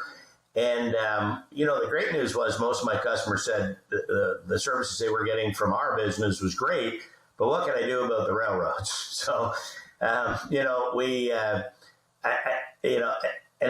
kept hearing the same message over and over from so many customers. So I finally said, guys, in fun, I just said, look, you need to stop crying on my shoulder. Maybe we could get a little group together, a little support group. And so I invited all the customers to our offices. And, it's the first time anybody did that. I mean, you're talking about large CPG companies that are sitting beside each other and talking about and sharing like stories. And it was very revealing for those guys. They were like, wow, you're same pinches in the supply chain that we have. And, it'd be great to talk about that. So we decided to form an informal association, and then we decided to make it a formal association. And that became the Food and Beverage, it's called PERFBA for short, but it's a private railcar food and beverage shipper association. And, the only key is in order to be a member of that, you actually had to have rail assets. So important, skin in the game. These are customers that are spending money on rail, whether they ship or not. And, so anyway, the group got together and they made me president of that group. And they basically, benchmarking best practices, educating, talking to the railroads as a bigger group now. So now instead of talking about your own volume, you're talking about a large group of volumes. And then finally, we realized that we had to do some lobbying in D.C. So, we became a voice in D.C. So after I sold the business a year and a half, 2 years ago, I wanted to stay involved. I think it's a good cause. So I asked to remain on as president. So I'm a volunteer. I don't get paid. And I find that very good because there's nobody that's actually influencing me. And I'm not concerned about, offending anybody. So I'm a volunteer today. I probably spend quite a few hours a week on it. I spend a lot of time in D.C. or talking to D.C. and just trying to promote, let's make rail easy or at least user-friendly for shippers, period. That's great. That's very generous of you to do that. And I'm sure the companies that you work with really appreciate that. I wanted to ask you, we sort of think about sort of the competitiveness between rail and truckload and some of these CPG companies. A lot of them we talk to use both, sometimes in the same lanes. If you're a chief supply chain officer, someone running logistics for a CPG company, how do you think about either introducing rail into a truckload network or sort of balancing the cost benefit of rail intermodal versus the better service of truck? So, if you're a supply chain guy today, you probably read so much about rail in the newspapers and its inability to serve customers. It's probably the last thing you're going to do, right? But if you were that same guy 3-4 years ago when capacity was so tight you couldn't find a truck for $5 a mile, right? You were probably kicking yourself for saying, why don't I have a more diverse supply chain, right? So we manage a lot of supply chains at CrowdTrans on behalf of our customers. It's one of the services we performed. And I would always promote diversity, diversity, diversity. You got to have some intermodal. You got to have some boxcar. And a lot of people hadn't considered that, right? But you got to have some boxcar. You got to have some trucks. It's the right way to set yourself up. So, but, if you're going to go into a rail environment, right? So there has to be, you got to have heavy product. You got to have long distance.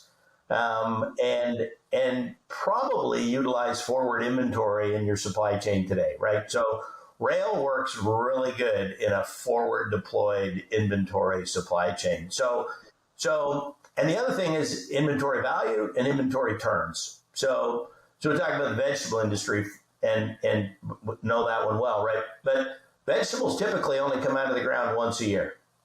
So you get a lot of these younger supply chain guys, I got inventory turns, rail negatively impacts an inventory turn. Well, your potato or your vegetable, whatever it is you're manufacturing, it only comes out once a year. So whatever stage it's in, your potato's only getting one turn a year. So why don't we just try to maximize that, right? So if there's a way for you to produce inventory at an extremely efficient pace and then forward deploy it to another part of the country and let it sit there and wait for the customer order, that's an ideal situation for rail. So if you have a just-in-time, short production run, high-value items, rail's probably not something you're going to sign up for. But if you have something where you have a longer chain and you can forward deploy it, then that's really an ideal. That's a really an ideal situation. But talking to somebody that understands rail is probably, if you're especially some of the new supply chain guys today, and this is no insult to them, rail hasn't been that popular since the 60s or 70s, right? So you've got a lot of guys that are out there that mentored under somebody or work for a business that just, other than intermodal, respect intermodal is a form of rail, but boxcar rail, which is that third set of a diverse supply chain, right? It's not a lot of guys that lead you into that. So you need to talk to some people that can at least give you some tips. Yeah, and one of those changes over the number of decades that you mentioned has been the shift to privately owned rail cars, whereas the rails don't own as much of a percentage of the total rail cars that are being moved. Can you talk a little bit about how that has impacted shippers' supply chains? So the privatization of rail cars has been going on since the 50s. So it started in the tanker car industry. Obviously, it doesn't make sense to ship edible oil to the West Coast and then pick up a load of diesel fuel and bring it back, right? I mean, you can't. So the railroads are saying, hey, you guys need to buy your own tank cars. That's the way it started, right? So if you're the chemical guy, we don't want to mix your chemical with anything else. So in the 70s, they started saying the same thing about refrigerated cars. In the 90s, they started saying the same thing about insulated cars. So what's happened is the railroads have encouraged guys to go out there and invest in their own private cars, and the railroad allows you to ship them on their trains, obviously. So that's allowed you to open the door for that extra element of diversity in your supply chain, right? So before, you'd call the railroad and say, I'd like to have a refrigerated car, and the answer would be, hey, we don't have any of those. Move, it's closed, right? But now you can go and get that refrigerated car, and it's yours, it's dedicated yours, so you can plan where you want it to go, when you want it to go there. So allowing private cars, and that has allowed different guys to do a lot of different things in their supply chains. So it's a great thing. Well, that's good. It sounds like it gives the shippers more options there. Yeah, you mentioned you did a lot with box cars, and we hear a lot about box cars that sort of as a sort of declining market, not a lot of availability. No one wants to build them because they're expensive to build. What are you seeing in sort of the box car lease market right now, and sort of what's the availability of those cars like? And then you mentioned refrigerated cars. What's the availability of those like presently? So 50%, let's talk about box cars first. 50% of all box cars that are on the rail today have to be retired in the next few years, 3 to 5 years. And so let's talk about that for a minute. So a rail car, if it was built before the 80s, it has a 40-year life. Since the 80s, it has a 50-year life. So there's things that you can do to a 40-year life car to extend it to a 50-year life car. But once a car gets to 50 years, that's it. That's all. There is no, you can't, even if you've maintained that car impeccably and rebuilt it 50 years, it's done. And that, based on the FRA standards, AAR standards, it's like the metal fatigue, whatever. It's just not safe anymore. So a lot of the box cars that are running on the rail today are bumping up against this 50-year anniversary. And many of them had a 40-year anniversary and were rebuilt. So now they're up against that. That's it. That's all. You're going away. So a lot more expensive to build a boxcar today than it was, 40, 50 years ago. And there's a lot fewer people that are willing to invest in those boxcars because of how long it's going to take to get a return on that investment. So the railroads certainly aren't lining up. They're getting some, but they're not lining up to get a lot. And so right now, if you look at production orders, about 30% of the boxcars that are falling out in the next 3 to 5 years have been replaced with new orders. So that gap is huge, right? So there's going to be if you're in the paper industry, or if you're in the dry cereal type industry, the dry goods industry, and boxcar is a big part of your supply chain, it's now, because I think production is probably 3 years out. Boxcar production lines are pretty busy because they haven't been building boxcars for years, right? And now all of a sudden we're having to produce as many as we can. So it's difficult to get boxcars. Steel is expensive. And you need to line up now, or you need to have an alternate plan. Now, of course, a great alternate plan is intermodal. When those boxcars were built 40, 50 years ago, there really wasn't a good intermodal program. So intermodal's out there. It's more expensive than boxcar, but if you're going to include cost of owning the equipment and all the other things, it's certainly a really good evaluation to go through and understand whether you need to invest in a boxcar or not. So insulated car types and refrigerated car types, also very scarce and long lead times. I think they're out more than a year now.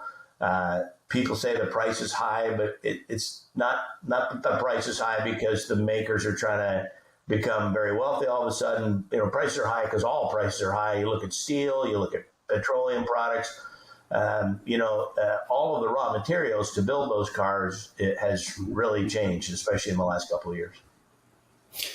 Yeah, so it sounds like to lease some of those cars, it's going to be more expensive every year than the previous year, if more are coming out than going into the market, barring something changing in the demand. I also wanted to ask you, we hear so much about rail service, and it's been such a focus. You mentioned you do lobbying in Washington. Any thoughts on the current iteration of the Surface Transportation Board, and any thoughts on some of the many things that they are, trying to look at, either reciprocal switching or getting Union Pacific to stop doing the embargoes or streamlining the rate cases? Any thoughts on any of those things that you'd like to share? Yeah, and I thank you for that question, because it's an opportunity to plug one that we're not hearing too much about. But one of the things that PERF has really worked with STB on, and it is on their list of considered rulemakings, is FMLM, first mile, last mile. So we hear these performance statistics from the railroads, and the railroads have to provide these performance statistics to the STB on a monthly basis. And it talks about terminal dwell time and velocity of rail cars. And as a group, we're just like, who really cares about that, right? We come from a trucking world, or we come from a delivery world, right? It's like, if we order it for Tuesday at 5, we want it Tuesday at 5. I don't care if it's spent 55 days in a terminal. As long as I get it Tuesday at 5 o'clock, I don't care, right? So we've really pushed with the STB this first mile, last mile measuring tool, and we're going through some different tests of that. And what we're basically saying, and you guys have heard this, supply chain guys have certainly heard this. If you don't measure it, right, you can't manage it, right? So the railroads have done a great job of measuring stuff that doesn't mean anything to their customers. It means something to them maybe, but it doesn't mean anything to their customers. So we're pushing first mile, last mile, and now, once we get an established and agreed upon first mile, last mile, that becomes what we feel is very important underlying. So one of the things that you added to that list there was reciprocal switching, right? So if we get reciprocal switching legislation passed, which we hope we do, they've had it in Canada for decades and it hasn't killed them. But if we get that, the railroads are going to push back for some kind of a rulemaking that says, but you can't do reciprocal switching unless, right? There has to be a reason why they would be forced into reciprocal switching. And we think that should be first mile, last mile service standards, right? So if we have let's say the number's 80% on time. If your cars are there 80% on time or more, then you don't have a legitimate case to go to the STB and ask for a reciprocal switch. But if it's below that, you automatically, no need for a hearing, no need for some lengthy process. It's like, here, my railroad has been less than 80% time for the last 30 days. I want to have another railroad come in and consider this. So, and it's the same thing with a lot of the other rulemakings that are going on, like detention demurrage, right? That's something that we had the rules changed. It's a year and a half ago now. And the railroads are still not following the rules exactly. But one of the things that we talked about is you shouldn't get a detention demurrage bill if that rail car service didn't arrive when it was supposed to arrive. Like, how do you plan on unloading something when it wasn't supposed to be there that day? So first mile, last mile would suggest that if your car isn't on time, either the first or last mile, then they couldn't send you a demurrage bill because you would have had to make some other arrangement to get that car unloaded and moved out, right? Your labor wasn't there for the day it did come. So anyway, FMLM is really important to us. And I think, and this is going to sound, I got to be careful about, so there's a couple other things going on. So is it even possible, you mentioned you started this with rail service, is it even possible to get rail service to improve right now? Well, I think everybody knows the statistic that over the last 5 years ago, that railroads got rid of 30% of their workforce. And admittingly, they overreacted. It's kind of like the opposite of what all our tech companies today are saying. Hey, we got to lay people off because we overreacted and hired too many. Well, the railroads overreacted and got rid of too many. And so it's not an easy job to train people for. It's not a great job. I mean, look at us. We get to sit in an office, enjoy air conditioning and a sandwich in the cafeteria. Those guys are like walking through rail yards, freezing cold or whatever. And, it's not a pleasurable job. But anyway, so trying to hire people to do that, it's been very, very difficult. The railroads thought everybody would line up to get their jobs back, and they're not. So where do we go from here, right? So we need people to come back just so that we can actually get some, I'll say, positive improvement in service. So anyway, the last piece about the STB, right, is it's great. They jumped in for eliminating embargoes a little while ago, but then the UP, like 3 weeks later, the UP turned and they started doing embargoes again. The STB had this thing about detention and demurrage, and, the railroads hadn't really done it. And I don't want to sound like I'm, I really wish the railroads would accept the fact that they are a federally regulated industry. And if that regulating body, which in this case is the Surface Transportation Board, says you can't use an embargo anymore as an excuse to stop serving a customer, they respect that. That's the rule, right? That's the rule. So, but instead they just use legal, they file all kinds of appeals and it's cheaper for them to spend hundreds of thousands of dollars on lawyers than to put up with what the STB wants them to do. And I just wish like somebody would remind these guys, hey, you're federally regulated. If the federal regulators told the airline association, you got to stop flying over whatever, they do that immediately. I mean, there's no discussion point. It's like, but yet the railroads are like, oh, we don't want more regulation. We need to get back to basics, understanding that they're federally regulated. Long speech, sorry.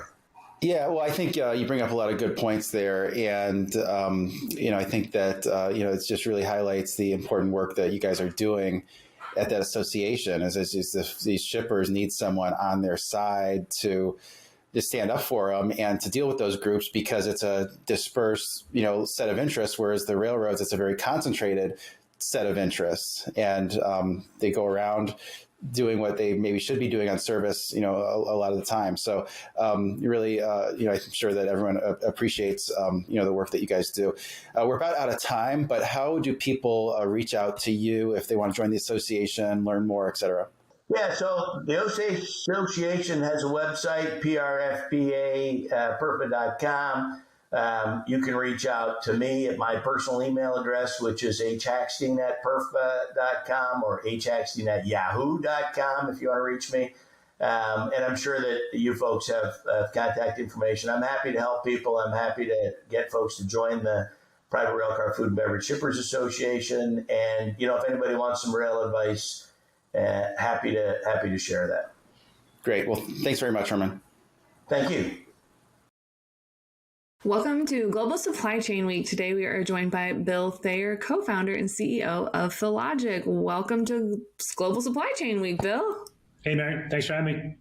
I'm really excited to get into this because we used to tell everyone all about, middle mile and all that jazz. But before we jump into that, let's get some background on you and what caused you to start Fillogic.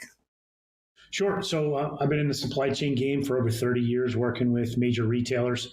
And one of the things that always struck me as a problem was that, retail locations, primarily malls, really never had good logistics infrastructure that everybody could use. And so we started a company that does exactly that. We take excess space in malls and provide the technology and operations to make mall-based retailers and digitally native brands operate more efficiently. I feel like you have a lot of space in malls. As someone who walks around her mall like once a year, there's quite a lot of empty space there that I feel like you guys are capitalizing on. There is some. I think the most important piece is that, yes, we are overstored in the U.S., but the right mall owners in the right locations are the best locations in the middle mile.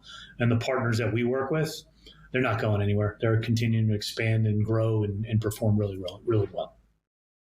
So when it comes to those final mile solutions, there seems to be a lot of emphasis and needs placed on that final mile piece, but there's a lot more to that final mile offering than just that tiny little last bit. Why is it so important to actually focus on the moves that occur before that final mile piece when you're looking at, offering this service? Correct. So first off, when you think about the physical locations, malls are smack dab in the middle of the middle mile, right? And when you look at what we're trying to do is everything in the final mile is through aggregation. How can you fill that truck, car, box, whatever?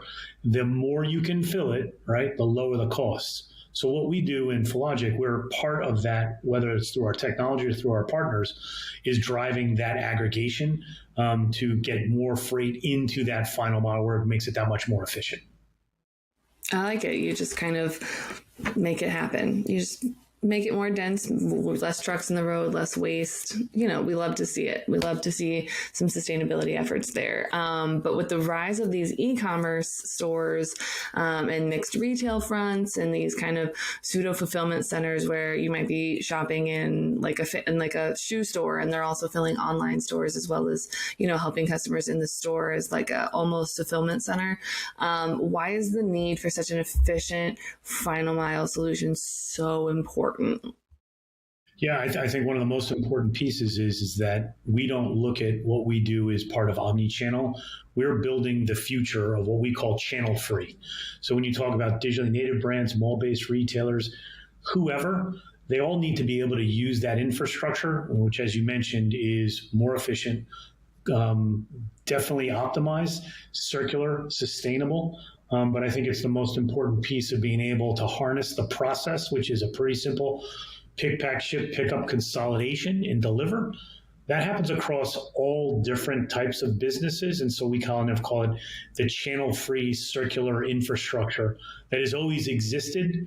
The technology and the operation just wasn't there before somebody like us came along. Yeah, it's you guys are just you're not reinventing the wheel. You just kind of said, oh, this is a pretty good wheel. We're just going to take it and stick it on our car, please. Let me tell you, there's tons of infrastructure in this country. We're utilizing existing infrastructure more efficiently and more sustainably, right? Where customers live, breathe, transact, it's at a shopping mall. We're just providing the commercial grade logistics and technology to make that possible. And it's got to be so much easier to have that infrastructure already in place as opposed to like, oh, hey, we have a great idea. We have to, run this great idea. But first we have to spend a couple of years building the infrastructure for us to run this great idea on. And I feel like you kind of just unlocked a cheat code there where you're like, no, it already exists. We're just going to latch onto malls. Correct. And think about it, right? Industrial real estate has never been more expensive. And when you think about the cost of it, the Amazons and the Walmarts and the Targets have set the standard of how much you're going to spend on building a facility, outfitting it, and trucking labor to it. We're basically saying, keep it in the same infrastructure that's always existed, where people live, where they transact, and just harness that through technology. And I think that's the differentiator for us. Yeah, I know there's something like, 2% of occupancy in warehouses, and to try and, get in on those high rates. Why? Because your locations are already where it is. It's already where your customers are. Like, it's kind of a next level move, in my opinion, but I might be a little biased. So when it comes to, we kind of touched on that final mile part, but that middle mile, getting it to that place where it can be delivered then to the customer's doorstep or anything like that. That's not usually something that goes hand in hand with sustainability, which I know you guys have kind of said, no, they belong together. How do you guys kind of solve some of these common issues that shippers see with waste in the supply chain? Well, I think so much of it is from somebody who's been in the supply chain for 30 plus years. It's not so much how we think about it. It's some of the partners that we work with that have helped us kind of hone our message. One of our investors, an organization called Closed Loop, they actually worked with us on an ESG impact study that looked at what the savings were and what the actual opportunity was and how we speak about it and how we talk to retailers and potential partners, it is a strategic differentiator for us. And we're able to work with other partners that look at circularity and look at the sustainability of our model as accretive. And look, once again, it is something that every retailer, if they're not talking about now, whether it's circularity or sustainability, they will be in the next few years. And think about it this way. Logistics people are always saying, hey, how can I get 5 touches down to 2? Yeah, there's a cost saving, there's a time saving, but believe it or not, there's a sustainability impact there. And I think the supply chain is starting to really look at it from that perspective. When you look at it for EVs, when you look at robotics, when you look at just any sort of solar power, all of that infrastructure is there. We just need to harness it. And I think I think we've cracked a component of that code. Yeah, it's kind of that, everyone has to start caring about some sort of environmental or social governance policy. Like they have to start caring about it, whether they want to or not. There's some larger shippers that will say, no, like we don't need to worry about that. Sustainability is not something we need to worry about, but it is because it's what everyone else is demanding. And if you're not keeping up with at least the industry baseline, then we saw what happened to the rest. We saw what happened when malls were thriving, and then those that didn't keep up, we saw what happened. But I do kind of like that you guys are really bringing back that like circular picture and knowing that everything's related. You can't just have one component of a supply chain. It all has to be connected. Correct. And I think one of the things we're seeing now is if you mandate anybody to do anything, everybody's going to fight against it, right? Somebody told me eat my broccoli. Forget it. I'm not eating my broccoli. But realistically, we're looking at it as good business now. And the mall owners have always been at the forefront of looking at alternative fuels, looking at all these additional options. And I think we're marrying the logistics and the retail component and that existing infrastructure. Not only is it good business, long term, it's good for the environment. It's good for just the future state of what I think retail and what retail logistics is. I'm personally very excited for the future of retail. I think that there's, having worked in retail, in the supply chain, and also that classic first retail job, there's a lot of improvement that can be made there. It's just a matter of someone taking the time and going through and, figuring out, okay, well, we can take these parts from here, and turn it into something that's actually helpful and beneficial for customers, the environment, and our shippers and everything like that. Because if you kind of get that circular motion going, there has to be an insane amount of cost savings there as well, correct? Oh, it's amazing. And when you think about it, most logistics networks are circular in nature. There's components, whether it's returns, reverse logistics, that are not built out or not thought out. Our whole point at Fillogic is let's look at it not as we're doing something new. We're taking something that's existing and making it more efficient. Right? Because when you think of new, there's costs, there's pain points, there's everything. Let's take existing infrastructure, use it more efficiently, because, there's some pain associated with it, but it's more pain of thinking differently instead of doing something differently. And I think that to us is what's most interesting, I think, about our business. I think we speak about it much more differently. And the partners that whether they're investors or whether folks that are actively working with us on programs, they all see it too. Once again, it's not mandated. Supply chain fixes everything, and it's going to be built from the supply chain up. But I'm a supply chain snob, so what about that?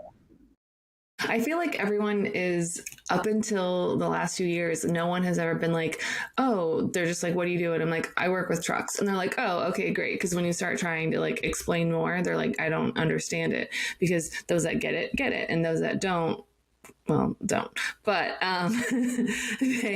but now everyone's like, wait a second, supply chain. I hear about that in the news. Like, why should I care about this now? And I'm like, well, first of all, you should have always cared about it. Second of all, you just never realized it was a thing because it just was working. So, correct. Post-pandemic, everybody's a supply chain specialist. Mm-hmm. The phone calls I get, I was thinking about you. I'm like, yeah, okay, sure you are. You just know I do this supply chain thing.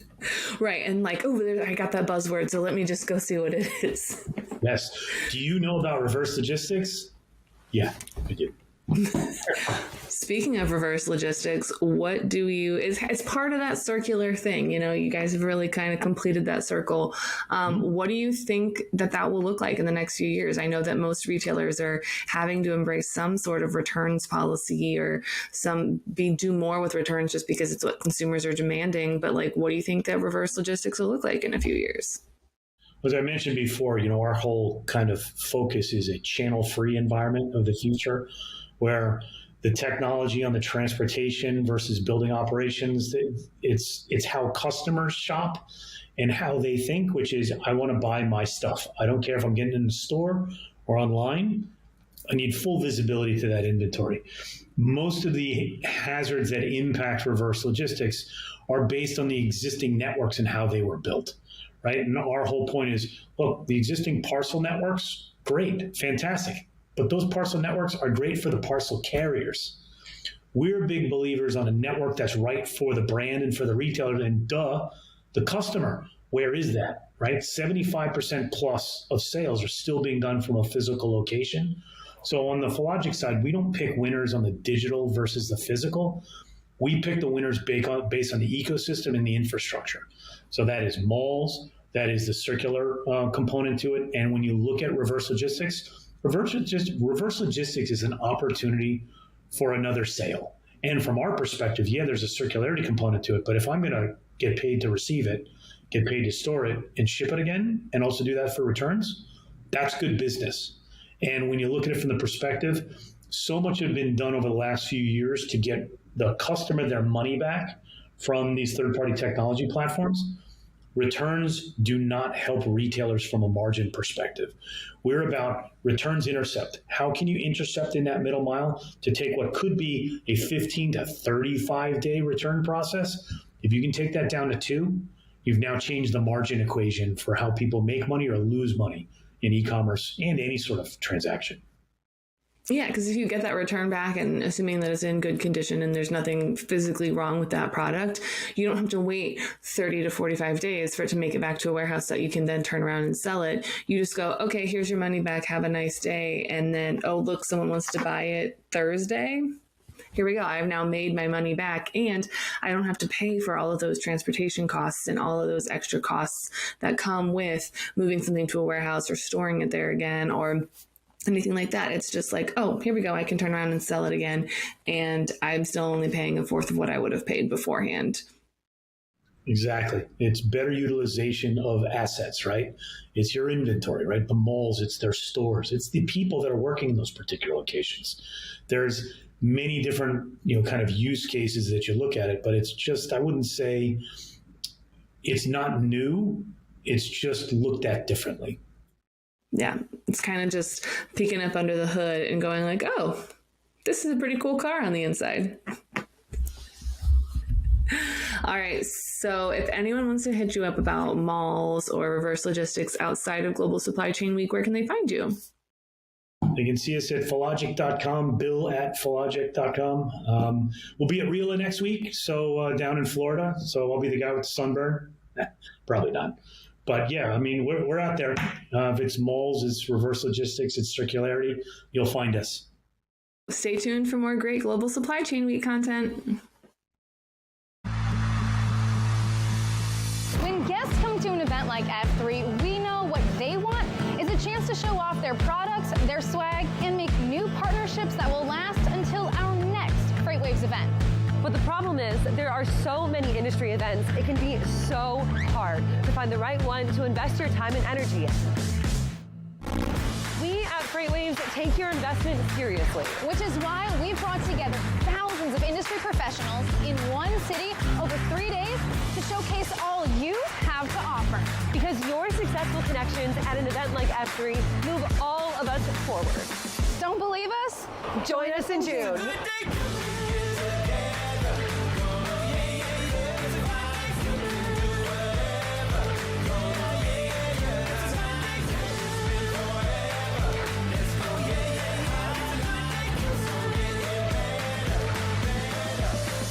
Good day coming.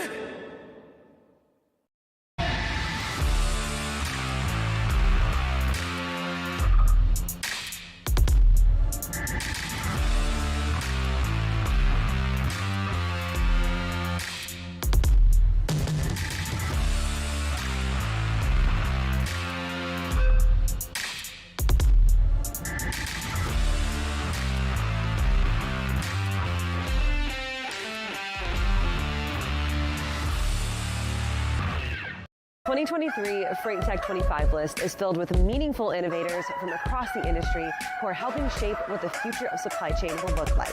Check out the full list of these companies and all the latest Freight Tech news at FreightWaves.com.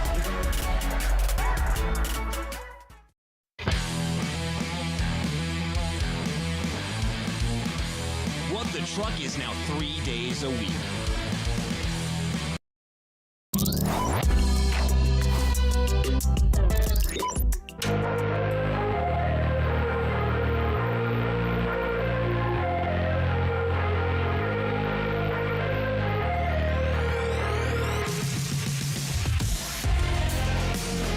Welcome back, everybody, to another episode of With Sonar. It is Global Supply Chain Week, so we've got a special episode for you today. Very excited to talk about it. Today's theme is CPG, retail, food, and bev. So we are very excited to dive into that and see what the freight markets have to offer, what Sonar is saying, what the data is telling us, what the experience is telling us about those markets and how that world is reacting. Of course, joining me today, co-hosting, is Tanner DeHart from our customer success team, and along with us, we have a very special guest, the VP of Transportation from Kenco, Dave Kiesling.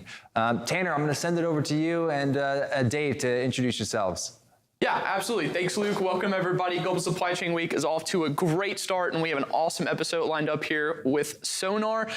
Dave, how are you? It's been a minute since we had you last at the event, so glad to have you back in. Right. I think the last time I was on was between Christmas and New Year's, so a lot has changed, right, in the freight market since then, but excited to be here, and let's jump in and get started. Yeah, absolutely. I think last time you were here with us, we actually kind of threw out some forecasts about what you thought might happen with the direction changing, and I think so far you're on point. I got lucky, right? Got lucky, right? Yeah, using Sonar. So, Luke, I think the first thing we're going to look at today is continuing this conversation about outbound volume and what's happening in the trucking market. And Luke, what's been happening this week so far?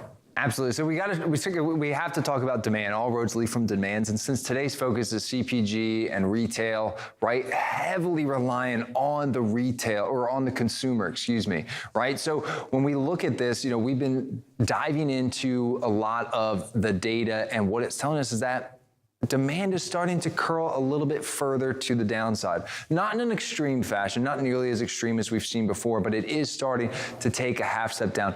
Let me just introduce what we're looking at here, and then Dave and Tanner, I'd love to get your thoughts on this, maybe how, Dave, what decisions you're making or how you're communicating this, and Tanner, maybe what some of our other customers are saying. But basically, here's what we're looking at right now. There's a lot on the screen. Ignore everything except for that dark blue line in the bottom right, okay? So this dark blue line right here, that's today. That's where we are year to date, truckload demand, okay? So that's the volume of tenders that are being requested by shippers each day. So you can see here, we started off the year pretty stable, looked like it was gonna be slightly above or trending slightly above where we were 2019 in the early part of 2020 before the pandemic hit. But now it looks like last couple of days we're starting to curl down a little bit. It's a little too soon to say if that's going to continue or not, but right now we're still a little bit above 2019 and 2020. And you can see right here from the different years that we've had of this index, right? We're definitely way below where we were during the peak of the pandemic, but we're still above that bottom of where we were in 2019, and definitely that bottom dip there when the pandemic hit. But what I would say right here is this chart, especially on the CPG and retail side, their demand's all driven by us, the consumers. If consumers are buying less physical goods, right? Remember, they can spend the same amount of dollars, but if that dollar translates to less physical goods, that's less freight that ultimately we're going to be moving. I guess, Tanner and Dave, I'm going to open this question up to both of you. From a retail and CPG perspective, how do they think about this falling demand? Does that change how they think about logistics going into the rest of this year? I'll start if you want me to. Yeah, absolutely. Go for it. I think one is the outbound tender volume, I think, is one data point we track on a regular basis, right? And the other thing that we're doing on a regular basis is we're looking at tender acceptance rates. So, if the tender acceptance rate is extremely high or low, depending on how you look at it, right? If out of 100 trucks that are being tendered or loads, 98, 97 are being accepted, we're saying that primary tender acceptance is extremely high. And when tender volume overall is falling, obviously there's plenty of capacity. And what we're hearing specifically from our CPG and our food and beverage is just what we were talking about before we came on the show, right? Everybody's got to eat. Everybody's got to do personal care. They do that regardless of what's happening in the overall economy. So that activity is still taking place, but the other physical, durable type goods that don't or fluctuate more with changes in inflation in the economy, that capacity is not needed right now, and so there's just a flood on the market of primary capacity today. And we're seeing on our warehousing side of the business, in our durable and our consumer goods that are one and done type of purchase, our inventories are expanding, right? The space in our warehouse is getting very tight, and we're going into overflow in some areas. So those are the things that are happening from a market perspective. Yeah, one thing on the other side of the equation is kind of the price of CPG and retail consumer goods, right? So we've seen a lot of, with inflation, food has increased, consumable goods has increased. I mean, really the price of everything has continued to increase. So if we can get demand to continue to decline, we can get inflation under control. Dave, do you expect retail prices to follow that? Do you think that retailers will, how they weren't giving, as costs were going up, they weren't necessarily passed on to consumer, but do you think as we kind of head back in the opposite direction that retailers will hold on to their margins, or do you think they will pass it off to the consumer? I think it depends on the product. And there's a couple, things that have been reported out in the last really several days around Walmart's inventory, around Home Depot's inventory. And I think you're seeing discounting right now to get rid of inventory. And again, it might depend on whether that's a consumer durable good or a consumer replenishment, or an everyday use item. So I think in the very short term, you're going to see prices stay relatively flat. But wages are going up. We can't get enough people, in our warehouses. We're going to automation in lieu of having people, that show up that are a traditional warehouse worker. The price that you have to pay to get a driver or keep a driver, whether you're in the LTL environment or the truckload environment, that wage is going up. So I think overall, as it relates to prices around freight and transportation, we're seeing the market adjust back to a normal, and whether the broker isn't making that margin or the individual, owner-operator isn't making that margin today that they were making 8 months ago. I think what you're going to see is prices fall in the short term as the inventories get right-sized, and then we're going to see, prices go back up, both from a retailer perspective as well as from a transportation perspective. Absolutely, and one thing you mentioned is that capacity, right? We have an overflow or overabundance amount of capacity, and the way we watch that is by looking at outbound tender rejections. And I know, Luke, that's something you've also kept a close eye on. I believe we have the next chart prepared, but looking at that, Luke, from your perspective and from Sonar perspective, how can we use this information to understand where that overflow of capacity might be coming from? That's a really good question. So a lot of that overflow is shifting, right? So what we can see right now, what the outbound tender rejection index tells us, and which we're going to look at here in a moment, is demand flowing to the spot market, or is it being covered by those contracted carriers and 3PLs? The more that overflows to the spot market, that means that capacity, that initial capacity that lives in the contract world, is not able to handle it as much because there's too much demand relative to their capacity, right? And that also tends to drive up a lot of spot rates, which in turn tend to bring up those contract rates with it. And then the same is true in reverse. So what we're seeing on this chart here behind me is actually the last 5 years of tender rejections and where they have moved over the last 5 years. You see some ups and downs, and that's part of, tender rejections, just measuring the pulse and the shifts of the market. But right now, what's really unique, I'm going to shift over here slightly. We're sitting at just a smidge over 3.5%. Okay, that's what you see there. What this chart represents is any red that you see on the chart means that that's when tender rejections were lower than they are today. Any green that you see on the chart is where it was higher than it is today. And the only red you see in the last 5 years is right there in the middle, which was the initial shutdown there when COVID hit in April of 2020. That's the only time tender rejections or capacity has been looser than it is today relative to demand. And that is almost, what I would say, uncharted territory in some regards, right? We haven't really been this soft before, and certainly not for an extended period of time. So it'll be really interesting to see where that goes. A question that I would have probably from on your side, actually, Dave, being in a unique position at Kenco, right? You guys do a lot of transportation, but you also have the warehousing side of it. when tender rejections are this low, does that impact both sides of the business, or can they separate themselves a little bit in terms of the impact that you guys are seeing when the market gets this soft? So it impacts the warehouse business in a couple ways, right? One is people show up on time. So the flow that we're having inbound and outbound from the warehouse has improved. So while we have some capacity challenges in terms of just the overall inventory build with some of our customers in some of our verticals, the performance of the warehouse itself and the on-time shipping and the on-time delivery, and in fact, I think both the 2 times that I've been on the show, we've talked about, service. Service is finally getting back to where it was pre-pandemic. And I think a year ago it was, or certainly 18 months ago, it was just pick it up, right, whenever you can get there. So it's positively impacting us from that perspective. And then there's the, what we call defects, right? So anything that could be a defect. So when the primary tender acceptance is close to 100%, the right carrier's showing up, they're showing up on time, they're getting loaded, there's less damage, there's less errors. So from a performance standpoint, it's helping us. I think the other thing is, we look at the volume that's coming in specifically to our West Coast warehouse operations, and it's primarily from imports. And, when there was so much freight out there, capacity chased that freight. And so it went in that direction. And once it got out there, then networks kind of got disrupted a little bit.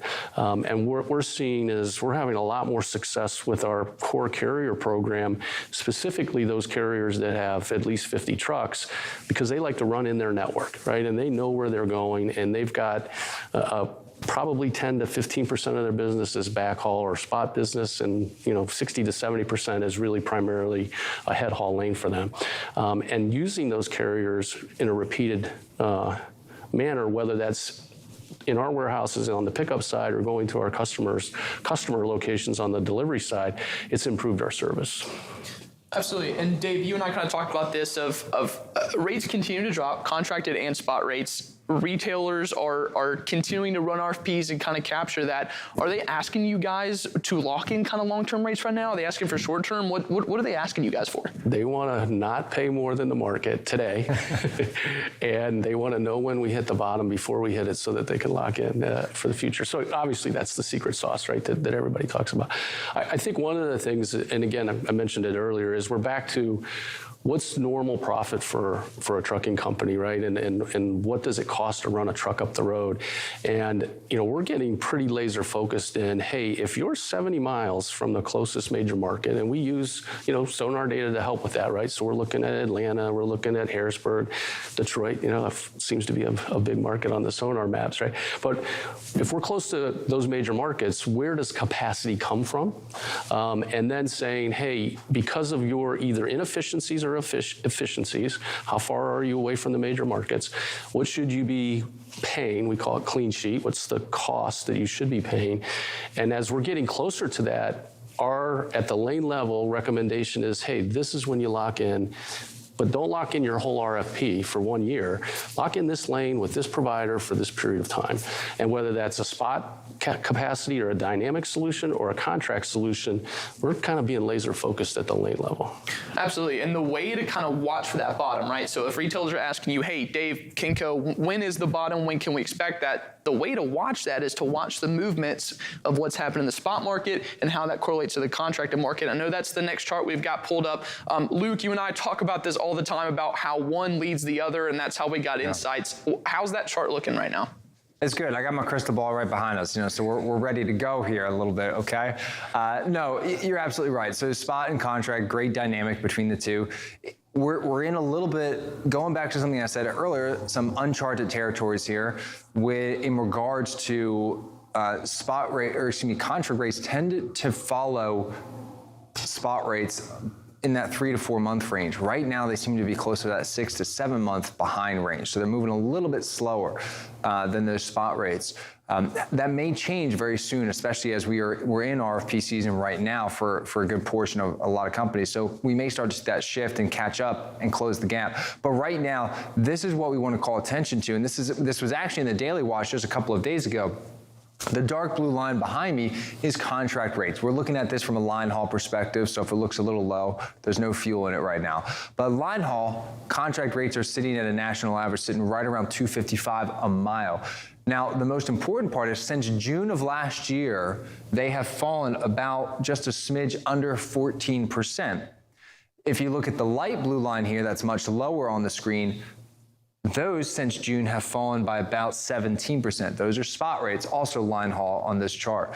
So you have spot rates that have fallen 17% since June, and you have contract rates that have only fallen 14%. So spot rates are still continuing to outpace those contract rates to the downside. And I think we're gonna see some pretty significant side effects of that in the contract market very soon.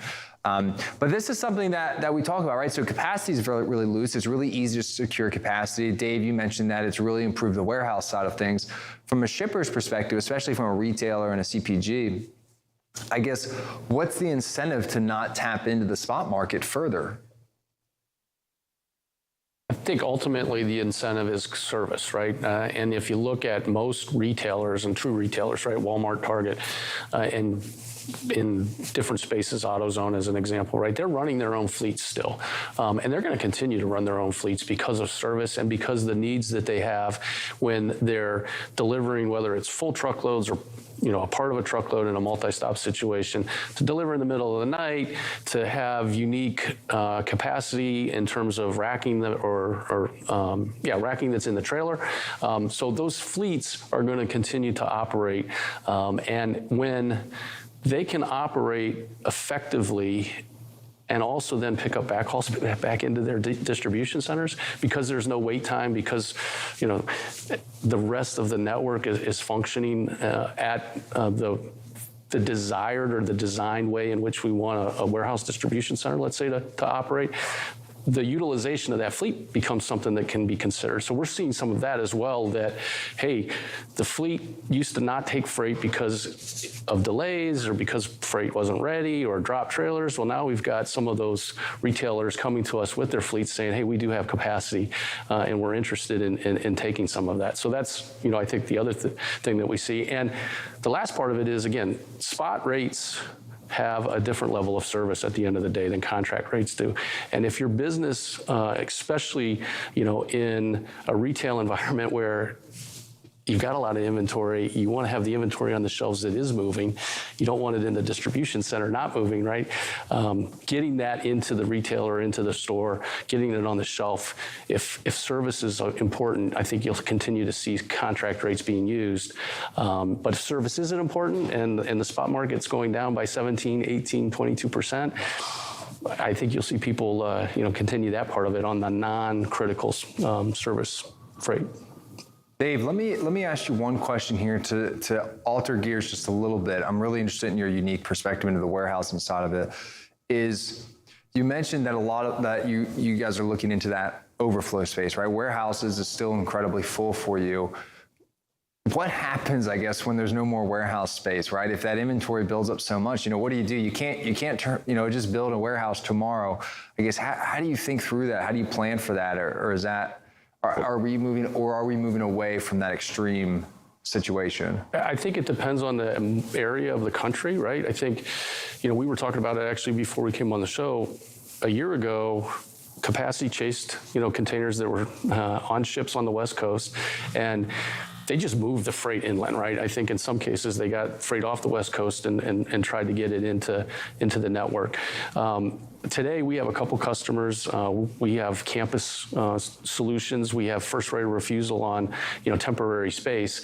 The challenge that comes with that is it's warehouse space. At the end of the day, it's not been retrofitted or upfitted or built out from a tenant improvement standpoint to handle maybe the uniqueness of being a full-blown distribution center. We've got some portable pallet racking, as we call it, so it stores knocked down very nice, and then it opens up, and we can go 4, 6, 8 high in terms of storing product that can be palletized.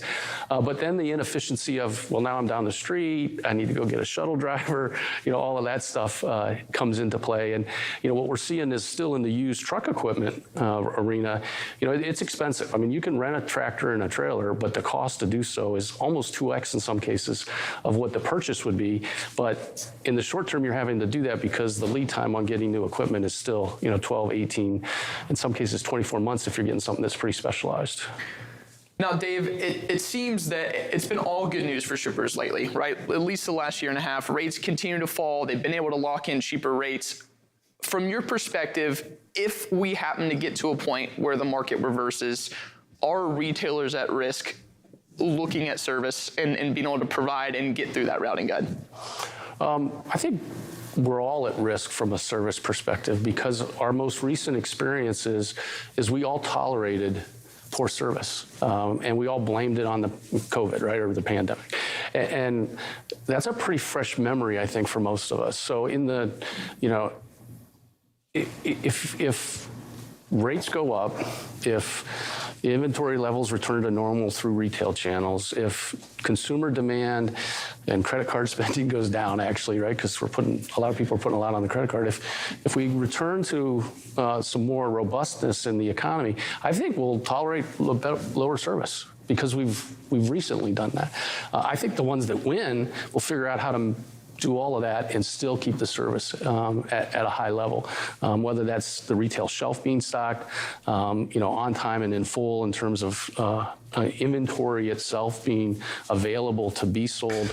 Those will be the people that win. And I think you're seeing people like Home Depot and Walmart and Target already did it, right? Say, hey, I'm taking my lumps and I'm getting ready for the next boom, right? Not the next bust.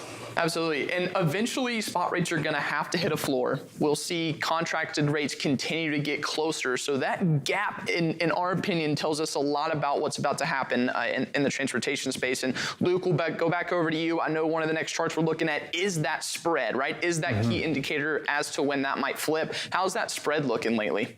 Traditionally, contract and spot rates are within 5 to 10% of each other, at least over an extended period of time. There's always short periods of volatility where we go outside of that, but the rule of thumb is, and the history of the data tells us, that spot and contract tend to move closer to that 5 to 10% difference range, sometimes to the upside and downside, but regardless, within that range. And right now, we're greatly outside of that range. Let's go ahead and look at the chart behind me here. And one thing we're gonna notice, okay? So there's two colors. You have the green here, and then you have the red. The green means that spot rates are above contract rates, and the red means that spot rates are below contract rates. This is over the last 5 years. So again, you can see a lot of red way back there in 2019. I think you can see there quite a bit of it. That's when spot rates were well below contract rates, right? We saw 2019, a pretty soft year. Then, 2020 hits, 2021, even part of 2022, a lot of green, right? Spot rates were very elevated and they pulled those contract rates up with them. And then now we're here, a lot of reds happening because those spot rates are really far below. Now, here's what I want to draw your attention to though, is the number that's all the way there where we are today is 78 cents. So there's a 78 cents per mile difference between the spot and contract rates right now, 78 cents per mile. That is quite significant. We haven't really seen something, and it's been down there for really quite a while, pretty much since June. It's been at that level. And it hasn't been that extreme at any point in the last 5 years, apart from the initial shutdown of COVID, and not anywhere close to it on the upside. So again, it's really the last few months, the spread is the greatest it's really ever been in the last 5 years, apart from the initial COVID shutdown. So those will close down. I really believe that they will. They're going to get much closer. You'll probably see them in that 20 to 25 cent range, maybe even less. And we're going to start to see some of those adjustments. I think we'll start to see it close off a lot closer in Q2 as a lot of the RFP season starts to come into effect. But again, right now that spread is very, very wide. And I think that's causing some challenges for a lot of carriers, but also some confusion for shippers on maybe how to, basically how aggressive to be without being too aggressive and hurting themselves down the line. Absolutely. I think the contractor spread is very important. Dave, you and I have talked about the direction of contracted rates, how often shippers are asking for RFPs, and it's something we're going to have to keep a close eye on. From Kinko's standpoint, what are you guys providing to the shipper in terms of communication and service that maybe some others aren't? Well, I think, anytime you can provide more information, right? So take the data points, provide some information, and then the insight that goes along with that information is key, because that's what we try to do then, right? And then build a specific action plan based on that. And I think accept decline is important for us, both from an inbound market perspective and an outbound. That average length of haul that the shipper is from a major market. Zanesville, Ohio, 70 miles from Columbus, Ohio, so it's in the middle of nowhere. We have customers that ship in and out of there, so we know that their next load is going to be a 70-mile deadhead. So understanding that as part of the overall rate that we pay is important. And then I think the last thing is service. We're looking at which carriers provide the best reporting, meaning timeliness of that reporting, and then what is their actual performance, right? So we need to course correct. Can we do it because we have timely data to make it happen? Absolutely. Dave, thank you so much for joining us. We'll hand it back over to Luke. Luke, what else do we have coming on Global Supply Chain Week?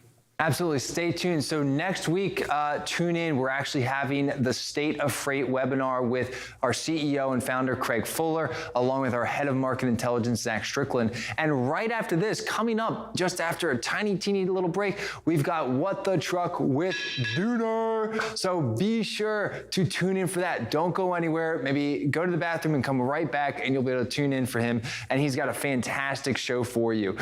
So stay tuned, and thank you so much for tuning in to With Sonar's Global Supply Chain Week episode. And of course, Dave, special thank you to having you back on the show. We always love and appreciate your insights. Have a great rest of your day.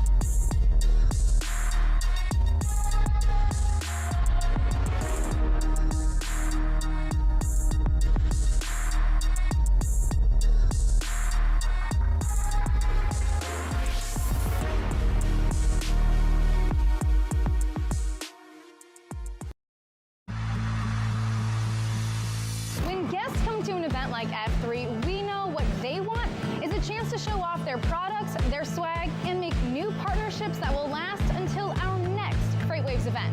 But the problem is there are so many industry events, it can be so hard to find the right one to invest your time and energy in.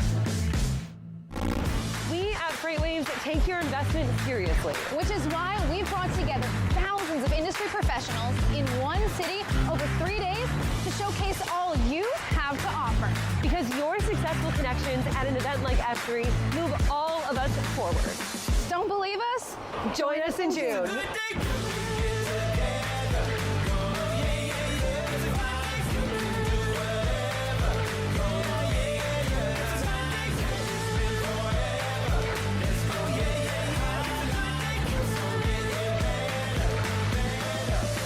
It's a good day coming.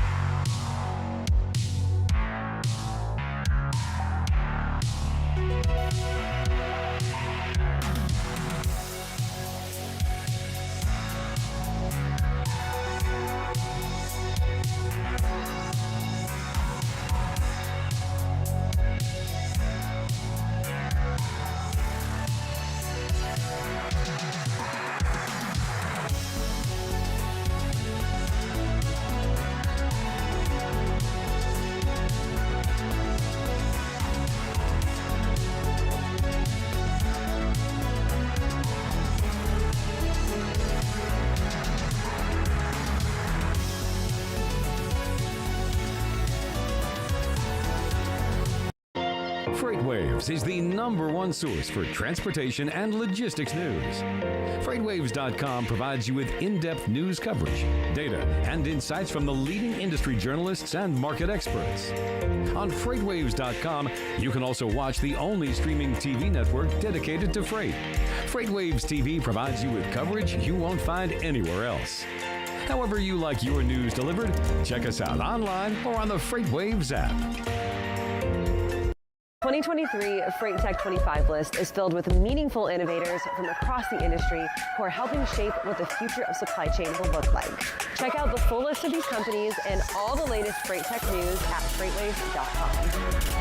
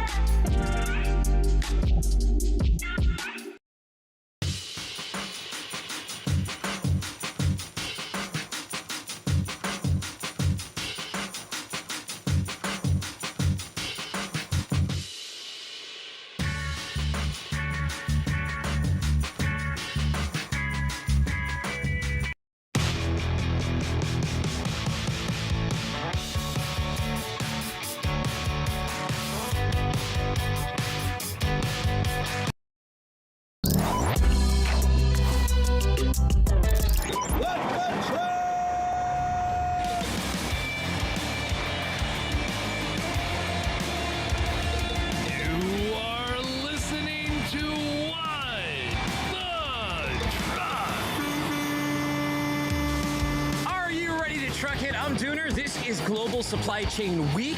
It's about time we had a week, isn't it? Thank you so much for joining us as we celebrate the supply chain. We have an awesome show for you today. I'll get into that whole rundown for you for a second. But before that, I think it's time for a PSA from the Wyoming Highway Patrol. Take a look at this video right here, Roll this tape. The Wyoming Highway Patrol says, move over and slow down for emergency vehicles. One of our WHP troopers nearly got hit by a commercial semi-tractor and trailer recently. The near miss occurred near Rollins, Wyoming on Interstate 80. They've been having a lot of bad weather out there. He says, please slow down and move over for emergency vehicles. The logistics community has chimed in, as always. Jeff Dixon says, I cannot agree more. Truck drivers should know this without being told. STFD and throw on your emergency flashers. Delana Morris says, honestly, the toughest job out there is being a recovery tow truck driver. My daddy drove a tow truck on the weekends sometimes, more when I was young, and the stories he would come back with because people wouldn't slow down. One of the drivers died because he was hit by a vehicle while trying to load up a car. I wish more people would be more careful and slow down. Chad Crosby says, know a driver hit by a state snowplow while changing up in a chain-up area. Fortunately, he saw it coming and started to get out of the way, but he did break his wrist and got beat up. Chris Maybury says, talk about threading the needle, no doubt. By the way, you can see they blurred that trailer out there, but being that this is logistics, I imagine many of you recognize this. So bonus points to whomever can name that trailer in the comments.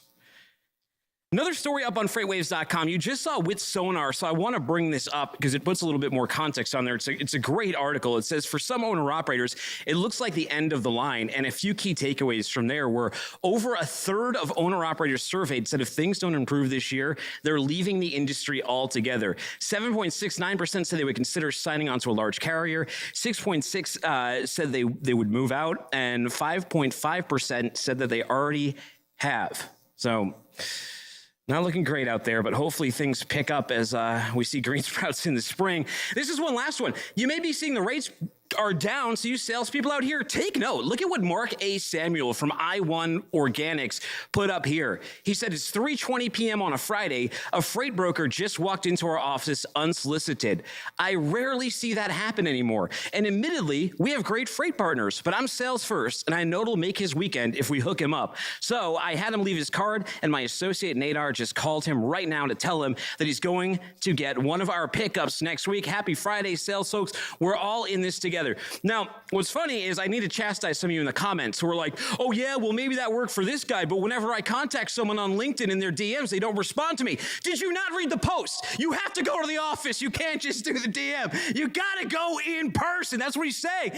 Going in person is your differentiator. Hit the bricks, walk in there, drop off a business card. That's what he wants you to do. Not send a DM, not send an automated email. All right, are we clear? Good, because we got a great show today. We're gonna have Wabi, right? They're trying to solve for autonomous trucking at scale. We got Dustin Cole, he's gonna share how they're developing their tech, and he's just back from RELA, another big conference like Manifest that we were at, so excited to hear what he has going on. Sean Jones from Quick Loads is here. He's gonna demo his automated trailer. He's gonna tell us how they developed it, how it works. We're gonna see it live and in action, and we're gonna see it pull up a trailer.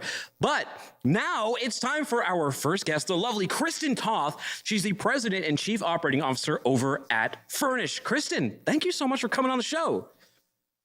Absolutely. Thanks so much for having me. It's great to be here. I didn't even know it was Global Supply Chain Week. How amazing is that? I didn't either. I'm glad you and I are in the same boat. So, you know what's really, I was looking into your background a little bit, and I knew we had something in common when we met at Manifest. We both spend time in the Commonwealth, right? You were over at MIT. You walked around Cambridge a little bit, did you not?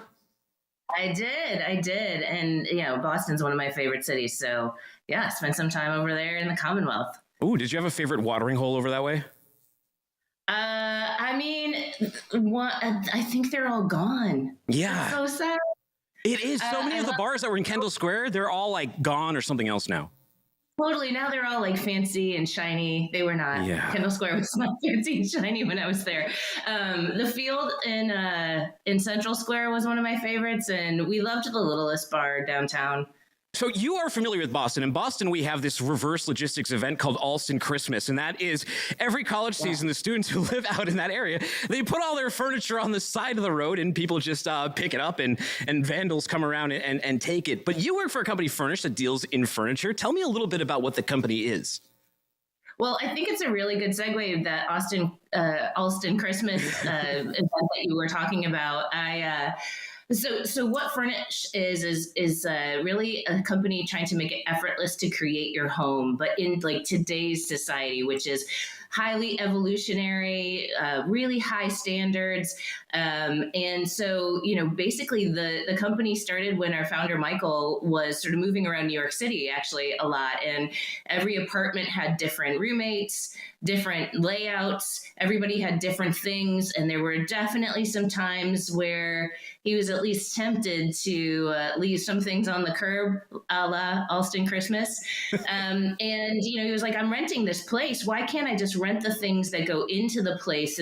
But like make them something that I really want, right? Like not the sort of furnished apartments of yesteryear. And so what we do is we rent high quality, fashion forward, furniture, decor, all the rugs, all of the tchotchkes, if you want that, artwork, mirrors, everything. And we'll rent that all to you and make it really easy for you to create this home that you love. And we do it with lots of local logistics, because we'll do the delivery for you. We set everything up. We put it into your place for you. If something's not working out for you, we'll swap it out for you for free within the first 3 days.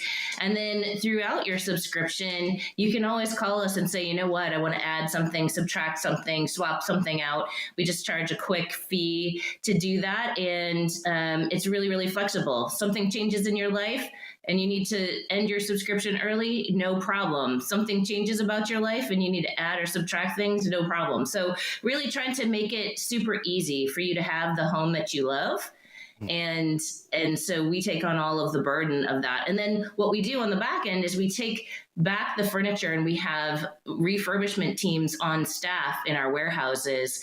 And those teams bring this product back to like new, do commercial cleaning, and send them out again. So it's a really kind of sustainable way to have furniture for a shorter amount of time too, because we can go and find another home for your furniture when you're done with it. This is great too, because if you break up with someone and they move out of your apartment and they're the one who ordered the furniture, you can get rid of their memory entirely. It used to just be the belongings, but nobody would take the time and effort to get all new furniture. But now you can just swap it in and burn some sage and wash those memories right out of your reality. 100%. You make it sound so easy, though. How does it work, like behind the scenes? How do you coordinate this orchestra of furniture? Yeah, we call it furniture Tetris every once in a while, and it is a little bit like that. So the first thing that we have to do is we have to select the right furniture and decor. It has to be not only the things that people are going to like, but the things that are going to have these multiple lives over and over again. So they have to be stylistically great, but also have longevity. So it's not just, one and done. It has to be very durable, of course, but it has to be refurbishable, which means, things with veneers or other materials that don't refurbish very well, like marble, those are tougher for us. I will say the one thing that we don't do a lot of is white boucle. And of course, everybody wants white boucle furniture right now, but that's what is white? Hold on. I don't know what that is. What is white boucle furniture? I'm just a dumb dude. It's a very textured furniture. It almost has like these tiny little thread loops as the texture of the furniture. And so and everybody's got like a white chair, a white ottoman, a white sofa made out of this stuff. And there's just no way to clean and refurbish that stuff to make it like new for, 3, 4, 5 different customers. So we're avoiding that trend for now, which, is a little sad for some of us, but we have to do what we have to do. And then the last thing is modularity. So we want to be able to replace just the leg or the slipcover or a cushion if that's the part that wore out, instead of having to replace the whole thing. So it starts with getting the right product, and then we have warehouses that are situated close to our customers, and that gives us the opportunity to be able to go out, provide this high level of service, and then also do all of the reverse logistics. And when we think about the business, we've had to build out a whole bunch of new technology with new concepts, not just inventory that we own that is not in our warehouses, not in our control, and all of the tracking around that, and being able to sort of see the history of a product or a piece over the length of its lifetime, but also the idea of each stop. So we might be going and dropping something off. We might be going and picking some other things up. We might be going and picking up something for somebody in one place and taking it to their new apartment in another place. And so we think of everything as stops and trips as opposed to just orders, because we're going to interact with the customer multiple times for that order. So we built out a lot of technology to sort of purpose fit our logistics, and a lot of it is proprietary, and a lot of it is just using things in a slightly more innovative, different way. And then we run teams in our warehouses and delivery to do kind of everything, soup to nuts, refurbishment, warehousing, as well as all of the deliveries and pickups and all that sort of good stuff. So I ordered a couch, and I think anybody who ordered furniture in 2021 knew the furniture getting hell that was going on. I got this sectional off West Elm, and it took literally 6 months for it to arrive at my new house. And then when it came, the frame was broken, so the replacement took another 4 months. So I have like this year-long couch journey. How did you survive that struggle, and what kind of delivery issues do you face? Yeah, I mean, I went through the same thing, and I think I'm coming up on a year of just trying to get a chair that's not broken.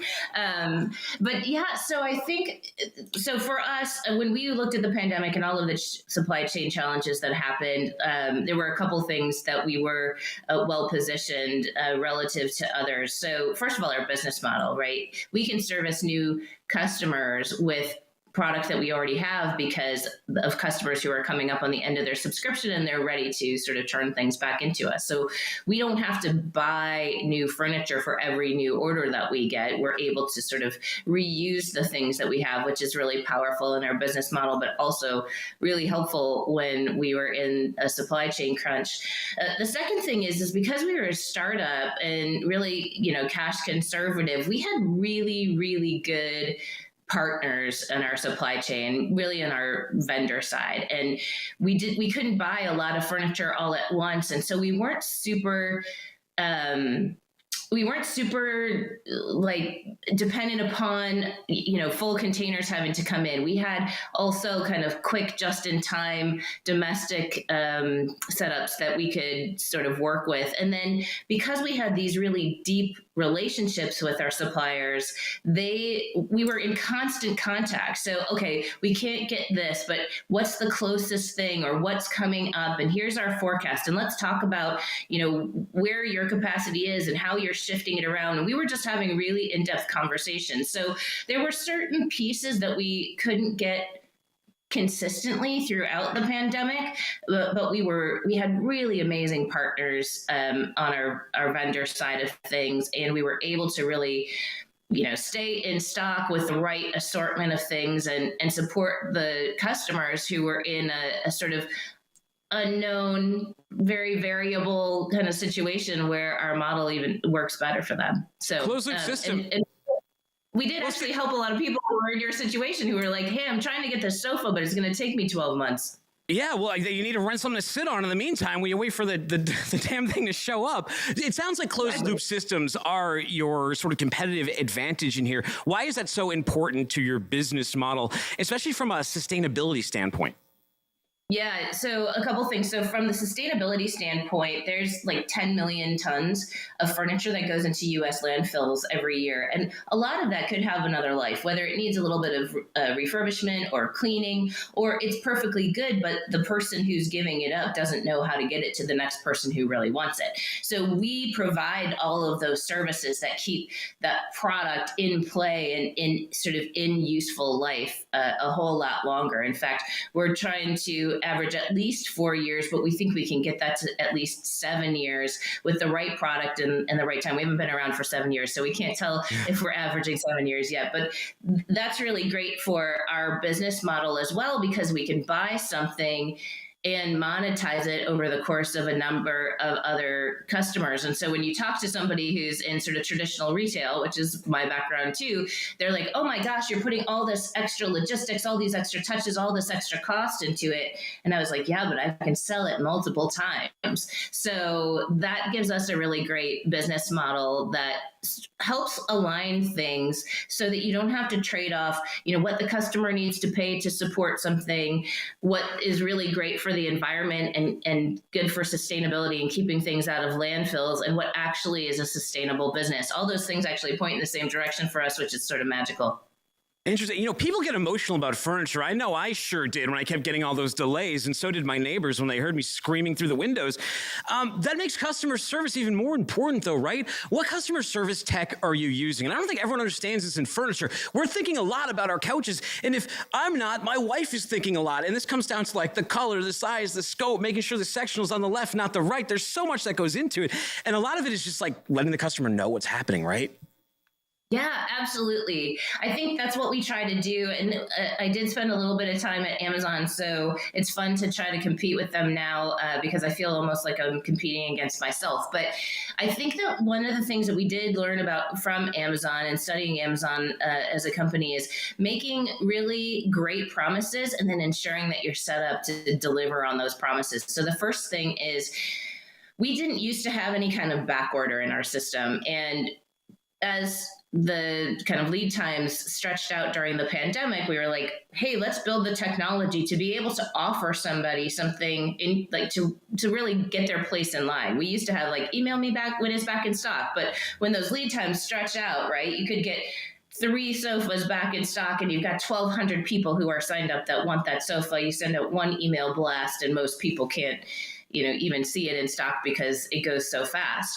And so, we were like, that's not a great customer experience. How do we actually allow somebody who really wants to get that to reserve their place in line and know when we expect to have that so that we can get it back out to them? And then we made sure that we built a communication process for that, whether it was in your account and you could go get it proactively, or whether it was email updates along the way.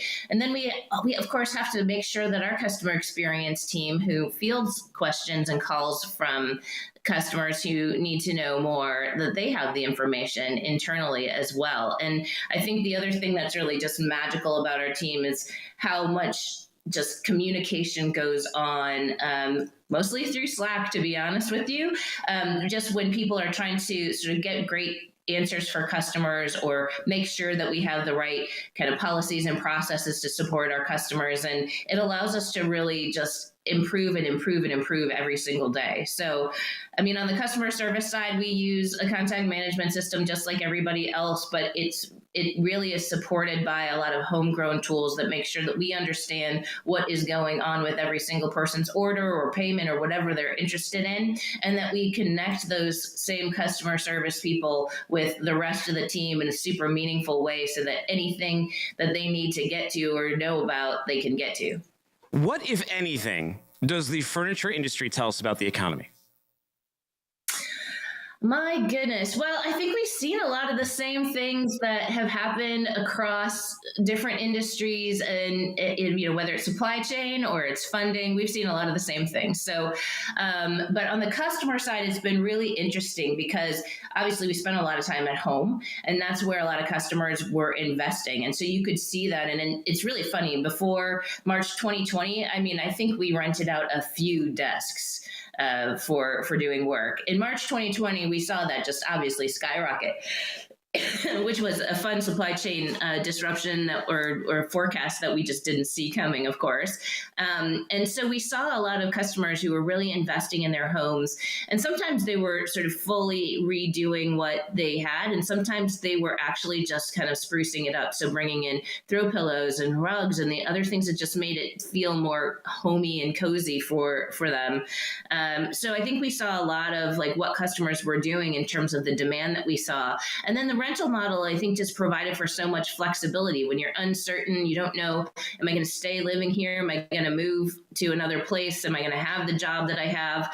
We saw rental really become a much better option for people who were in that uncertain situation in their lives. And so we saw a lot about the world through our customer behavior and customer demand. And as we've been coming out of that sort of lockdown, there is still this sort of value on home. And so it's been, we had the opportunity to educate people about rental not being a terrible option, not being bad math, and really being something that is freeing and actually a good financial decision. And so we're seeing a lot of halo effect from that.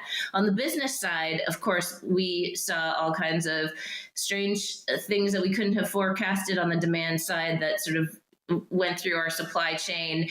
We've seen all of the same kind of, costs going up and down. And we've really tried to make sure that we can insulate our customers from a lot of that variability. We have done some amount of price adjusting, but the goal has really been to keep things consistent and look at ways that we can bring our costs down so we can maintain pricing to our customers. We saw our vendors really go through incredible changes in not just the cost of materials, but obviously the cost of ocean freight and other transportation options. And so, those got passed along to us. We're seeing those ease a little bit now. And now I think, there is more entertaining. There is more sort of having people over and everyone's really embracing that. We're seeing that in terms of dining tables and bar carts and some other things that are just kind of coming back into our forecasting or into our demand that has been really sort of interesting. The last thing on the business side is obviously raising money as a startup is sort of part of what you do. And that has been really fun over the course of the last few years because of the uncertainty in the financial markets. And we've seen interest rates and sort of had to be creative around how we absorb all of these things as well. But so much of a testament to the team that we have that, we kind of take all of these things on as great opportunities, and we're still around to tell the stories. And there are days where I'm like, well, this is going to be a really interesting chapter of the book. Yeah, welcome to startup life. I love it. Yeah. I've had a lot of pleasure talking to you here, but I'm going to ask you before I let you go, I need to ask you the most important question I got, and it's advice for women in supply chain looking to enter the C-suite or upper management. Those ladies out there who want to follow in your footsteps, Kristen, you got any advice for them? Yeah. It's funny. At Manifest, I had a lot of conversations with the women who were there about like, why do you think there's not as many women in supply chain? And I think we just drop out. I mean, some of it is like you have to make that investment up front because you're not going to look around and see a lot of other women in supply chain. And so you kind of have to be bold and sort of a trailblazer yourself and provide that role model for others. And even if you think that other people aren't watching, they probably are. So, I mean, stick with it. But my other advice, and this probably goes for everybody who wants to sort of progress in operations or supply chain or any kind of leadership role, is keep taking those challenges that scare you, because those are where you learn the most, not only about what you can do yourself as a person, but also you learn so much that sort of goes into that toolbox for the next uncertain situation that you find yourself in. And that's really what experience is sort of building that toolbox and being able to step up and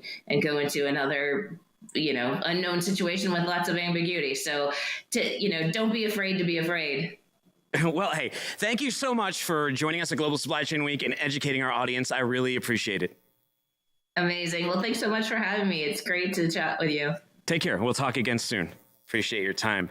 Anyways, meanwhile, take a look at this tech right here. Okay, so Brian Porter, he just toured an Amazon fulfillment center, and he says incredible inventory is stored in constantly moving shelves. Robots take the shelf to the pick station. Inventory is randomly placed on shelves, tracked by cameras, Ghost Store technology. They spread inventory for the same SKU out across bins, so it's always closer to the pick station. Inventory counts are automated with cameras. The computing that goes into this operation is unbelievable. What a competitive advantage. Got a new guest right here next to me. You like those robots? You deal with robots a little bit. Smart stuff. Yeah. Introduce yourself, sir. Hey, I am Dustin Kell. I'm head of transportation at Waabi. I would say the next generation autonomous truck developer based out of Toronto.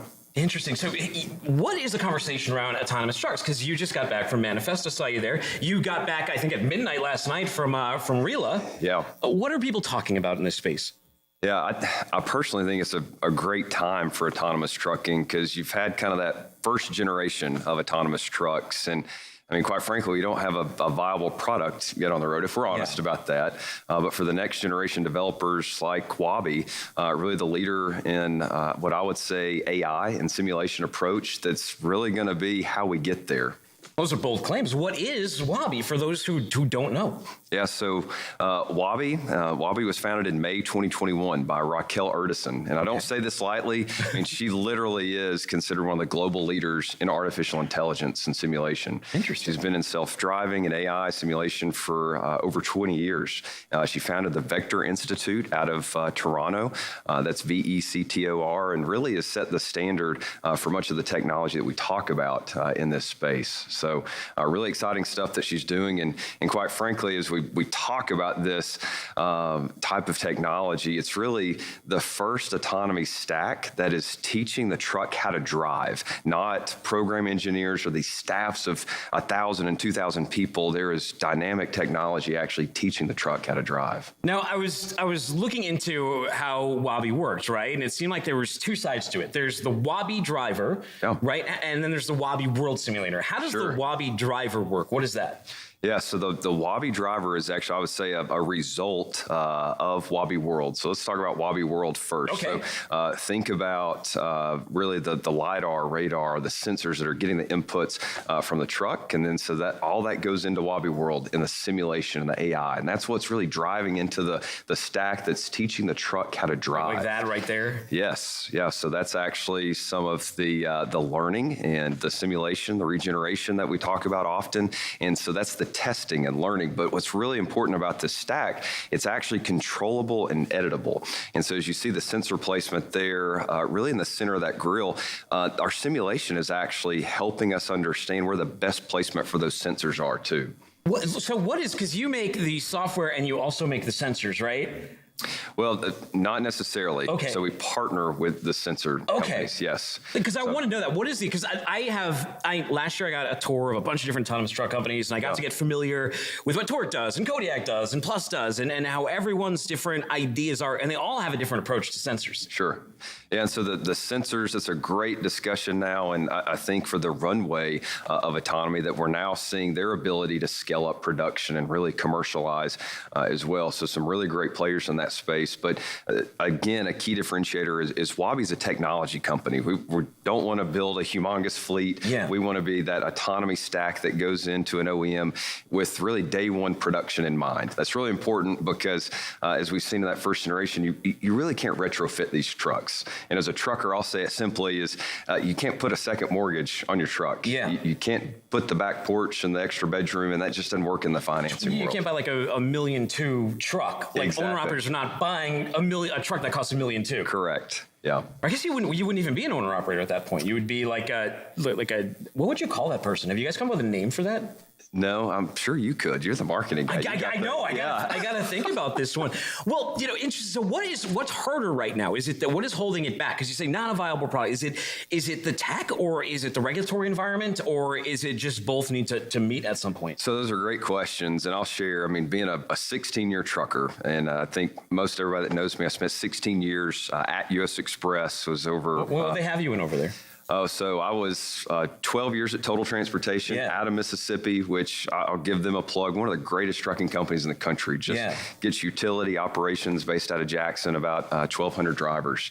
And so I was able to oversee our dedicated division, all of our sales commercial efforts, but then came up to Chattanooga in 2019, was SVP of enterprise sales, and then also SVP of operations. Yeah. So it really gave me a lens, and you got to commend the Fuller family, as you know well too, for the innovation that they bring to this industry, and U.S. Express, and certainly the city and FreightWaves. But I got to oversee the autonomous truck development program for 4 years. Yeah. So I've worked with many of the other developers, which are really, champion in a lot of ways too. But I'll also say there is that differentiator that we've seen in the second season, and that's a big reason why I went to Waabi. Interesting. So what does the road to viability look like? What's the timeline? When does that happen, and what needs to happen? Yeah. So one, you mentioned regulatory. Yeah. And so I think that's a great discussion point. And I used to chair the Automated Truck Committee for the American Trucking Association. So I had a trucker there facilitating a lot of the conversation with all the developers and ecosystem holders, OEMs, you name it. And what we can say today is there's not necessarily a federal framework, but we're now in excess of 40 states that will allow for autonomous truck testing. And so we've really got a state-by-state framework that allows the key routes, say I-10, that we see in the corridor, the Sunbelt states. I've also served on what's called the Volpe Center within the DOT on an expert working committee that really is preparing that recommendation for a federal framework to Congress this year too. Interesting. So when you have these conversations, what do the touch points look like? Like, one of the biggest issues we come up with, like, for example, eventually we're going to be putting these on autonomous trucks, right? Yeah. I mean, on electric trucks. What does refueling look like, and going to a receiver, and what place is this middle mile? Where do you see this all factoring in? Yeah. So again, another great question. And just to be clear, for Waabi, for us, it is a hub to hub model. Yeah. And I think most of our peers within this industry and the ecosystem stakeholders that are really involved would prefer that hub to hub model. I think that's what is going to be commercialized first, but also what I would say is operationalized first. That's more controlled and static, and will allow that kind of local P&D, pickup and delivery model for human drivers in the near future. Interesting. Is the driver going away? And when would that happen? So it's a great question, and I always say, I'm a trucker. Yeah. I mean, I'm a 16-year trucker. I got family in this industry, and will advocate for the driver in so many ways. And that's what I love about autonomous trucks, because, and just like yourself, Dooner, I mean, you love this industry. I see you champion these guys, and the men and women of this industry. And I think we can do better as companies, because we've not done a great job in service to, I think, these drivers when it comes to network and to freight. And I really think autonomous autonomy can lead that discussion to provide more static runs in a better network. And you're seeing so many startups come into this place now, not just in autonomous trucks, but great people like, Optimal Dynamics or Freight Science and some of these guys that you know so well too. Is there ever any existential dread about that though? Because one of you screws up, it's so bad for the entire industry. Yes. I mean, the expectation of perfection, it is there. And that's something that I work hard on in terms of the social acceptance. It's a lot of education and advocacy, and we have to have more drivers at the table actually speaking into the technology. And you'll see Wabi do a great job of that this next year of how we engage the driver community, because that's another one of my frustration points that maybe season 1 of autonomy has left out maybe fleet execs and drivers to be a part of the design of the technology, or what we say is we want to open up the black box and show that how we get there. Interesting. And so how do you get there? What are the next steps and stages? Like, where are you guys out? What's your next product?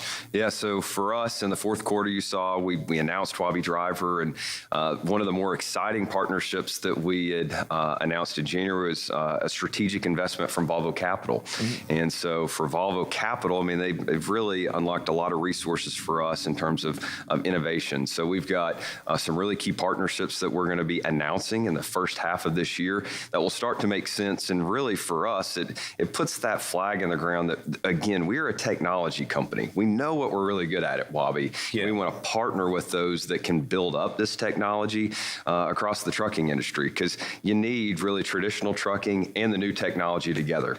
And I think for me, I love connecting the dots in just kind of this ecosystem. So, do you need an OEM, or are you dead in the water without an OEM? So in season 2, I would say objectively, and keep in mind the 4 years previously to this, if you don't have a path to an OEM partnership, you probably are dead in the water. I mean, that has to be table stakes. And so in this season, there is a winter season of AV for, I think, some that have had burn rates of $1 billion a year. And this is all public information, but that's not sustainable. So you have to have a key differentiator in your technology and a road or a path with an OEM and these other stakeholders in the industry. Interesting. So my last question, it kind of ties into my next guest, because he makes automated trailers. So what kind of thought is put into how this integrates with the rest of supply chain, sort of automated warehouses, automated docks, automated trailers? Yeah, so I'm actually a trailer junkie too, and actually an advisor for a company called Repower, digital trailer platform. And so in this next season of automation, I'll say, trailers have been so overlooked and neglected. I mean, these are trailing assets that are now in excess of $50,000 a piece. Yeah. And many of these large fleets, as you know, have 3-to-1 or 5-to-1 ratios. And you can't optimize freight without trailers. You can't optimize autonomous trucks without trailers. Well, interesting story. Like a lot of these EV companies, like I'll say one of them being Hyliion, Thomas Healy was telling me this story about how originally they were like, let's just put the battery on the trailer. You have so much space. And then someone who knows trucking said, here's a huge problem you're always going to have. Yeah. Positioning those trailers. Yes. They're always going to be out of position unless you have a lot of redundancy. Yes. And repositioning those trailers, I mean, that builds into so many of these ecosystem problems. As you know, drivers may have a 14-hour clock or this 10 to 11-hour day, but they're only getting 6.5, 7 hours utility. And sometimes it's because they're on an Easter egg hunt looking for trailers. And so we have such an opportunity to improve the visibility of trailers so our drivers can get more miles too. Well, people who want to learn more about Wabi, where would they go to get educated? Yeah, so some exciting things first. Email me, dkel. It looks like Cole, but it's dkel, Koehl at Wabi, WAABI.ai. Also, I'll share with you that we're going to be at Food Shippers. I know many of your viewers go to many of these conferences. Sure. We're taking Wabi Driver, our truck. We'll be at Food Shippers in March out in California. We'll be doing a great. What kind of truck are you on? So we've got, well, we want to be OEM agnostic. Okay. So I'll just say that at this point. A good truck. But the truck that you've seen in these videos, we'll be showcasing that in our trailer as well. And we'll have our leadership team out there. And then certainly Wabi.ai online as well. Very cool. Well, hey, I bought you some parting gifts right here. Awesome. Yes, that's got your great. Truck shirt. Thank it's you. XL, but these are a little tight after you wash them. Okay. So I went up a Show my size for you. muscles off. Yeah, sure. Especially when we see each other at the Children's Museum, we can be. Oh, yeah, absolutely, man. I totally forgot we bumped into each other there. Such a Yes. great place. If you come down to Chattanooga and you got kids, come down to the Creative Discovery Museum right over there. Yes. You can't see where I'm pointing to. Why am I pointing? Well, thank you so much. I appreciate your time today. Yeah, enjoyed it. Take Thanks, care. Dooner. Just exit stage left till Awesome. Tanner. My friend Tanner will show you out. By the way, there's a comment here from Zachary Muckick, and he says, human interaction in sales is dying, and it's quite sad. In-person door knocking is essential for trusted business relationships. He's right. He's right. You know who else is right quite often? Sean Jones, the CEO over at Quick Loads. He's here with us now. Sean, what's up, man? Hey, Sam, how you guys doing from Web Truck? Well, thought it was great that you guys agreed to come and visit, and we're going to do a live demonstration. One of our customers' trucks just came out of the plant. We always test them before we send them out, so we're going to do a live loading and unloading. Oh, wow. First, I'd like to point out the last time I was on your show, you got me with a question wheel. Yes. So at the end of this, I want to get you a question wheel. Okay, I'll remind you. Let's go out. Let's take it out. Let's take us for a walk. Where are you, by the way? Which previously you referred to as a prison cell. Where is the prison cell, by the way? Where are you locked up these days? Right. We're in Athens, Ohio. This is my office is right on the plant floor. That way I can keep track of what's going on. There's our new 6 kilowatt fiber laser, which is getting put together. What does that do? Our new, what does the laser do? Our new press brake. Oh, sorry, go ahead. What does the laser do? Oh, it's really neat. It's got a shuttle table, so it can cut through up to an inch of steel almost perfectly. And it also has a tube laser on it, so we can cut all kinds of neat things like in our drive shafts and our other parts. It'll really speed up our production. We're excited about that. One thing, with the laser, we don't have processing, flag and stuff. Interesting. Oh, are you still there? Yeah, of course. I lost you. No, I'm good. Okay, I'm still here. Yeah. Could you amputate an arm with that thing? Bend something? Ooh, nice. What? You got all Sean. And you can give somebody a neat tattoo too. You got so many new toys. Where we keep the engineers. Say hi, engineers. Hi, engineers. Wet the truck.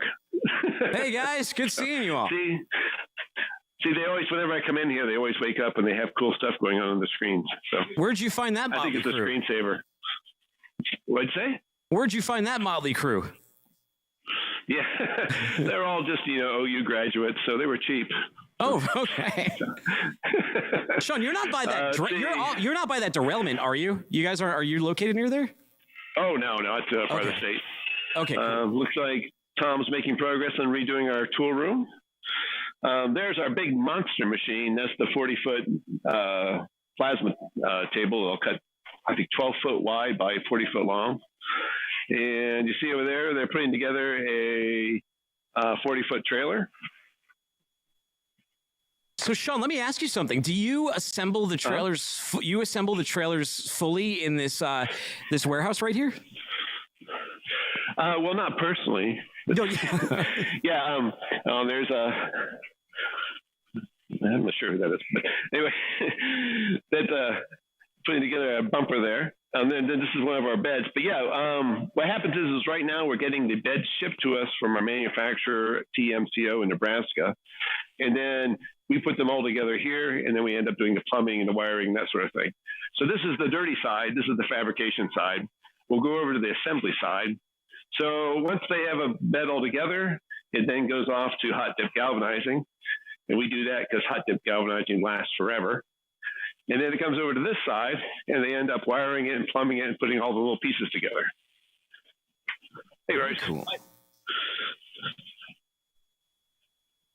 I like the warehouse. Yeah, so here's the assembly side, and they're starting to put together this thing. Looks like there's still wiring and plumbing it. And all the assemblies are getting ready to go on trailers. I think that's one of the new electric power pack trucks. Let's wander over there real quick. When you say assembly, what is going on to a trailer? Okay, so what they did, this bed before was upside down, and they put in all the wiring and all the plumbing, and they put all the hydraulic cylinders on it. and then they flip it back over and they put it on the bogie, the underside, which is also assembled here. And then they attach it to the front, the gooseneck.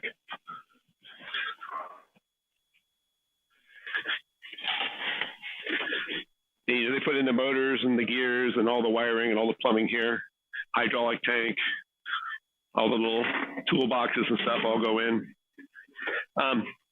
So this one must be an electric one. All of our trailers before used to ship with this 38 horsepower electronic fuel injected engine.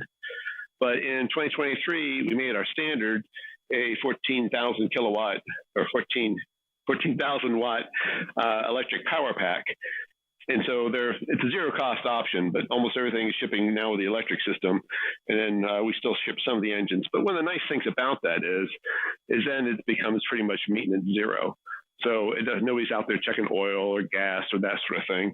And it always works. We just really like the electric power pack. Interesting. And one of the things we did, and I think you'll see it on this truck,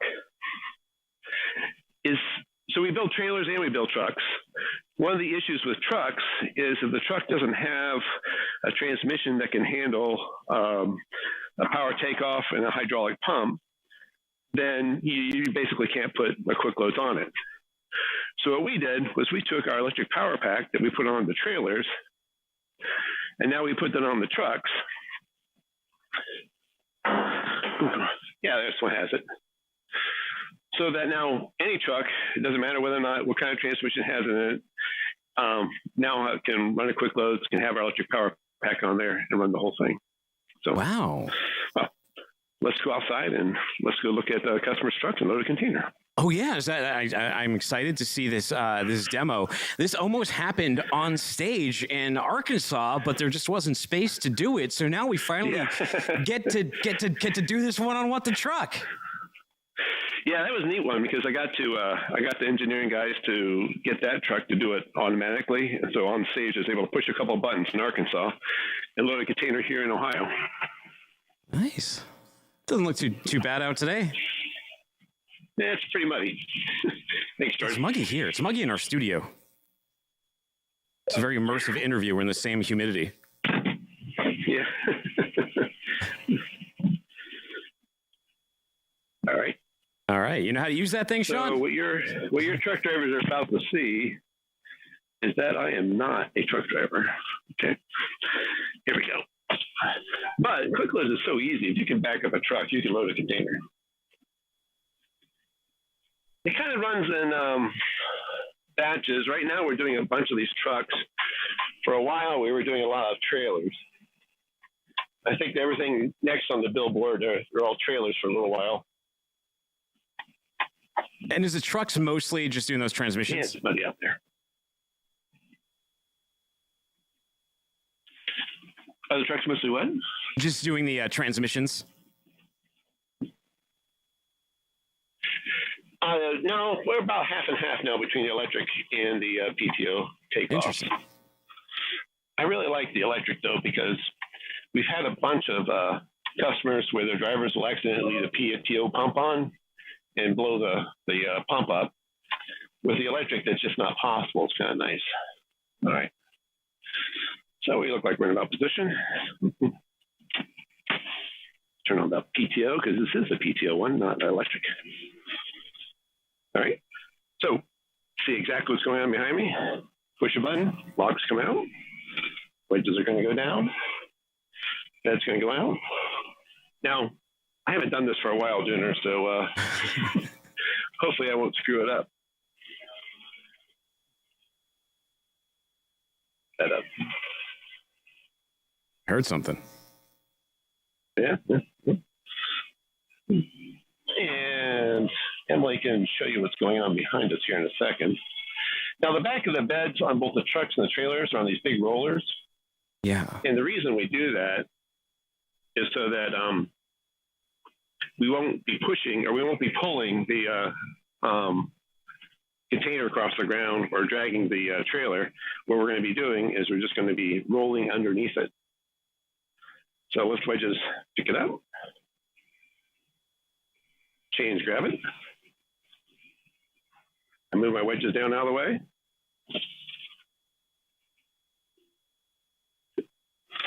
and now I just pull it on. Is there like a sensor or anything that tells you that you're like perfectly lined up to the container, or is that all driver skill?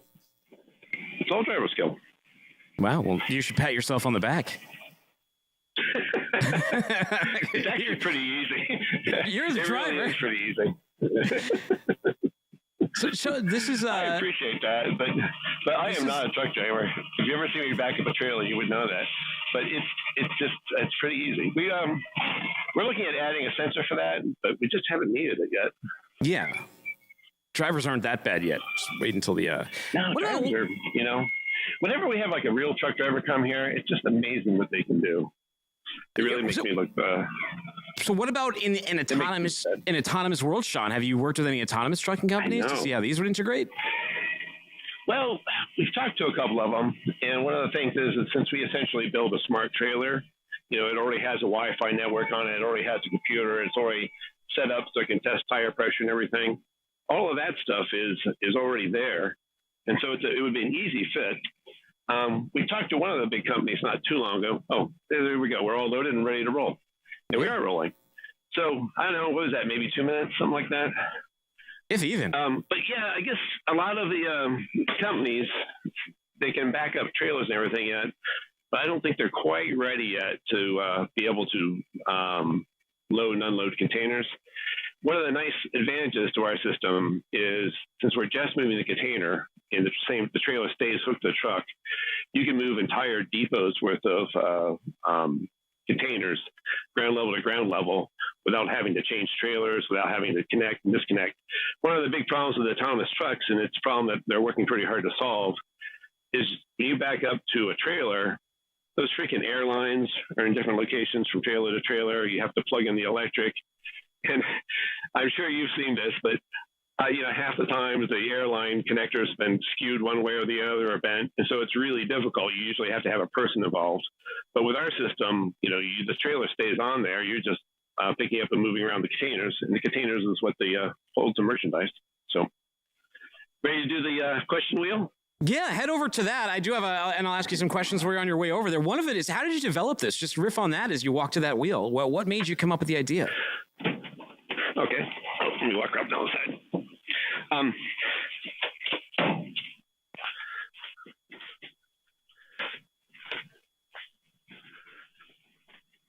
I'm back. Okay.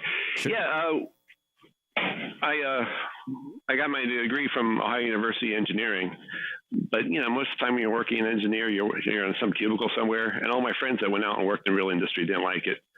So I decided to stay in business, and one of the businesses we were in was mobile storage. First, it started with construction, and I noticed that on our job sites we had all these trailers and such moving around that never got moved. And then what we did was we moved into mobile storage because it was much more practical than having all these trailers. But then we realized how hard they were to move. So my mobile storage business got big enough, I sold it off to Mini Mobile. And I thought, I got this non-compete. I'm going to solve this problem of moving sea shipping containers. Because, how hard could it be? It took probably $4 million and 5 years longer than I thought. But we finally got a really good working quick load. And so we started making them, and here we are. Interesting. How many have you sold? Have you sold any of them? Oh, yeah. There's hundreds of them out there. Cool. Okay. Hey, that looks like my wheel. It is. we found your wheel, and we duplicated it. Put a few different questions on there, though. Are you ready? I'm ready. Spin away. Okay. Oh, hey, this is a good question. All right. Tim, if you had to fight a bear, would you want to fight that bear in a Jell-O pit? And if so, what flavor of Jell-O would you want? Like as opposed to like the forest? No, you have to fight. Yeah, I suppose so. Yeah, you have to fight the bear. Would you want to fight in the forest or in a Jell-O pit? No, Jell-O's good. I think I could distract it with the Jell-O and maybe get it to eat some of the gelatin instead of me. And I would go with green, right? I mean, you gotta love green jelly. Yeah. Remember they were green Jell-O. They had to switch their name to green jelly. They had the Little Pig song in the 90s. So I'm going with green Jell-O, man. I don't think I'll win. Yeah, I think too, because if you go with red jelly or Jell-O, then you can't really tell if you're bleeding. Correct. Whereas the green, you'd be able to see it. Yeah. So, yeah, it's like, I think that any kind of slipperiness or advantage would be to your advantage, not the bear's. In red Jello, nobody can see you bleed is like one of those sayings. Like in space, nobody can hear you scream. It's just one of those things, you know. Yeah, that's true. So. Well, hey, before I let you go, what's the future of trailers? What do you think is the next stage in trailers? Dustin said something interesting. He said they've been long ignored. Yeah. Trailers are treated as a box with 8 wheels, and they're commodities. I mean, a good friend of mine builds flatbed aluminum trailers, and I think he has a really nice product. He's like, look, I'm not in charge of my own price. It's a commodity. There's 50 other companies doing this. And so what happens is everybody's just looking at that bottom dollar price, and it's very difficult to make trailers, cost even like $1,000 more. But I think especially with the autonomous, that's going to change, because if you've got an autonomous truck pulling a trailer down the highway, it's going to have to know something about that trailer. It's going to have to know if a tire is going bad. It's going to have to know something. And so whether like it or not, I think trailers are going to have to get smarter. And the way our system works is, since we already have that computer and we already have all that stuff and the Wi-Fi network on there, it could tell, I loaded a container here in Athens, Ohio, when I was standing on the stage in Bentonville, Arkansas. It could tell a driver or a maintenance guy 2,000 miles away, hey, I got a low tire. And I think that's really going to, that's the way trailers are going to go. They're going to have to get smarter. It just, it's true that they're commodity, and it's true that a lot of people have had a hard time trying to add anything to them, but especially with autonomous, I think you're going to have to add those sensors. You're going to have to make the trailer smart too. Fortunately, we're way ahead of everybody on that. No, you are. Do you think you feel a little too early, or the market's going to mature? Well, so for example, right now, we actually moved some of our salespeople out of sales and into production, because that's where they started, because we have over a $2 million back order. We're almost a year out now. And so I don't think we're too early. I think people are seeing that value there. It's, for us, our biggest single problem is making them fast enough. And so I really think that this, maybe if you were Wabash and you moved all of your production to quick loads, then you'd be too early.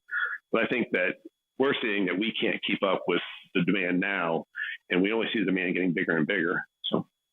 Very cool. Well, hey, people who want more information about this, they want to get themselves a smart trailer, where do I send them to? www.quickloads.com. Nice. Are you going to be out on this? Are you going out to any events or anything anytime soon? People see you out on We're going to be at ConExpo. Going to be at ConExpo. And then I think next week I'll be at the TP conference out in Long Beach.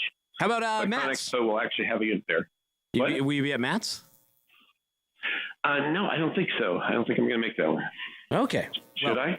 Well, I think you should. Mid-America Truck Show. Are you going to be there? Oh my God, the Back the Truck Up team is going to be there. There's a live What the Truck from there, but I'm going to be here in the studio, and the guys are going to be over at Matt's. In-person events are cool, but I find them kind of stressful, so I only go to a couple a year.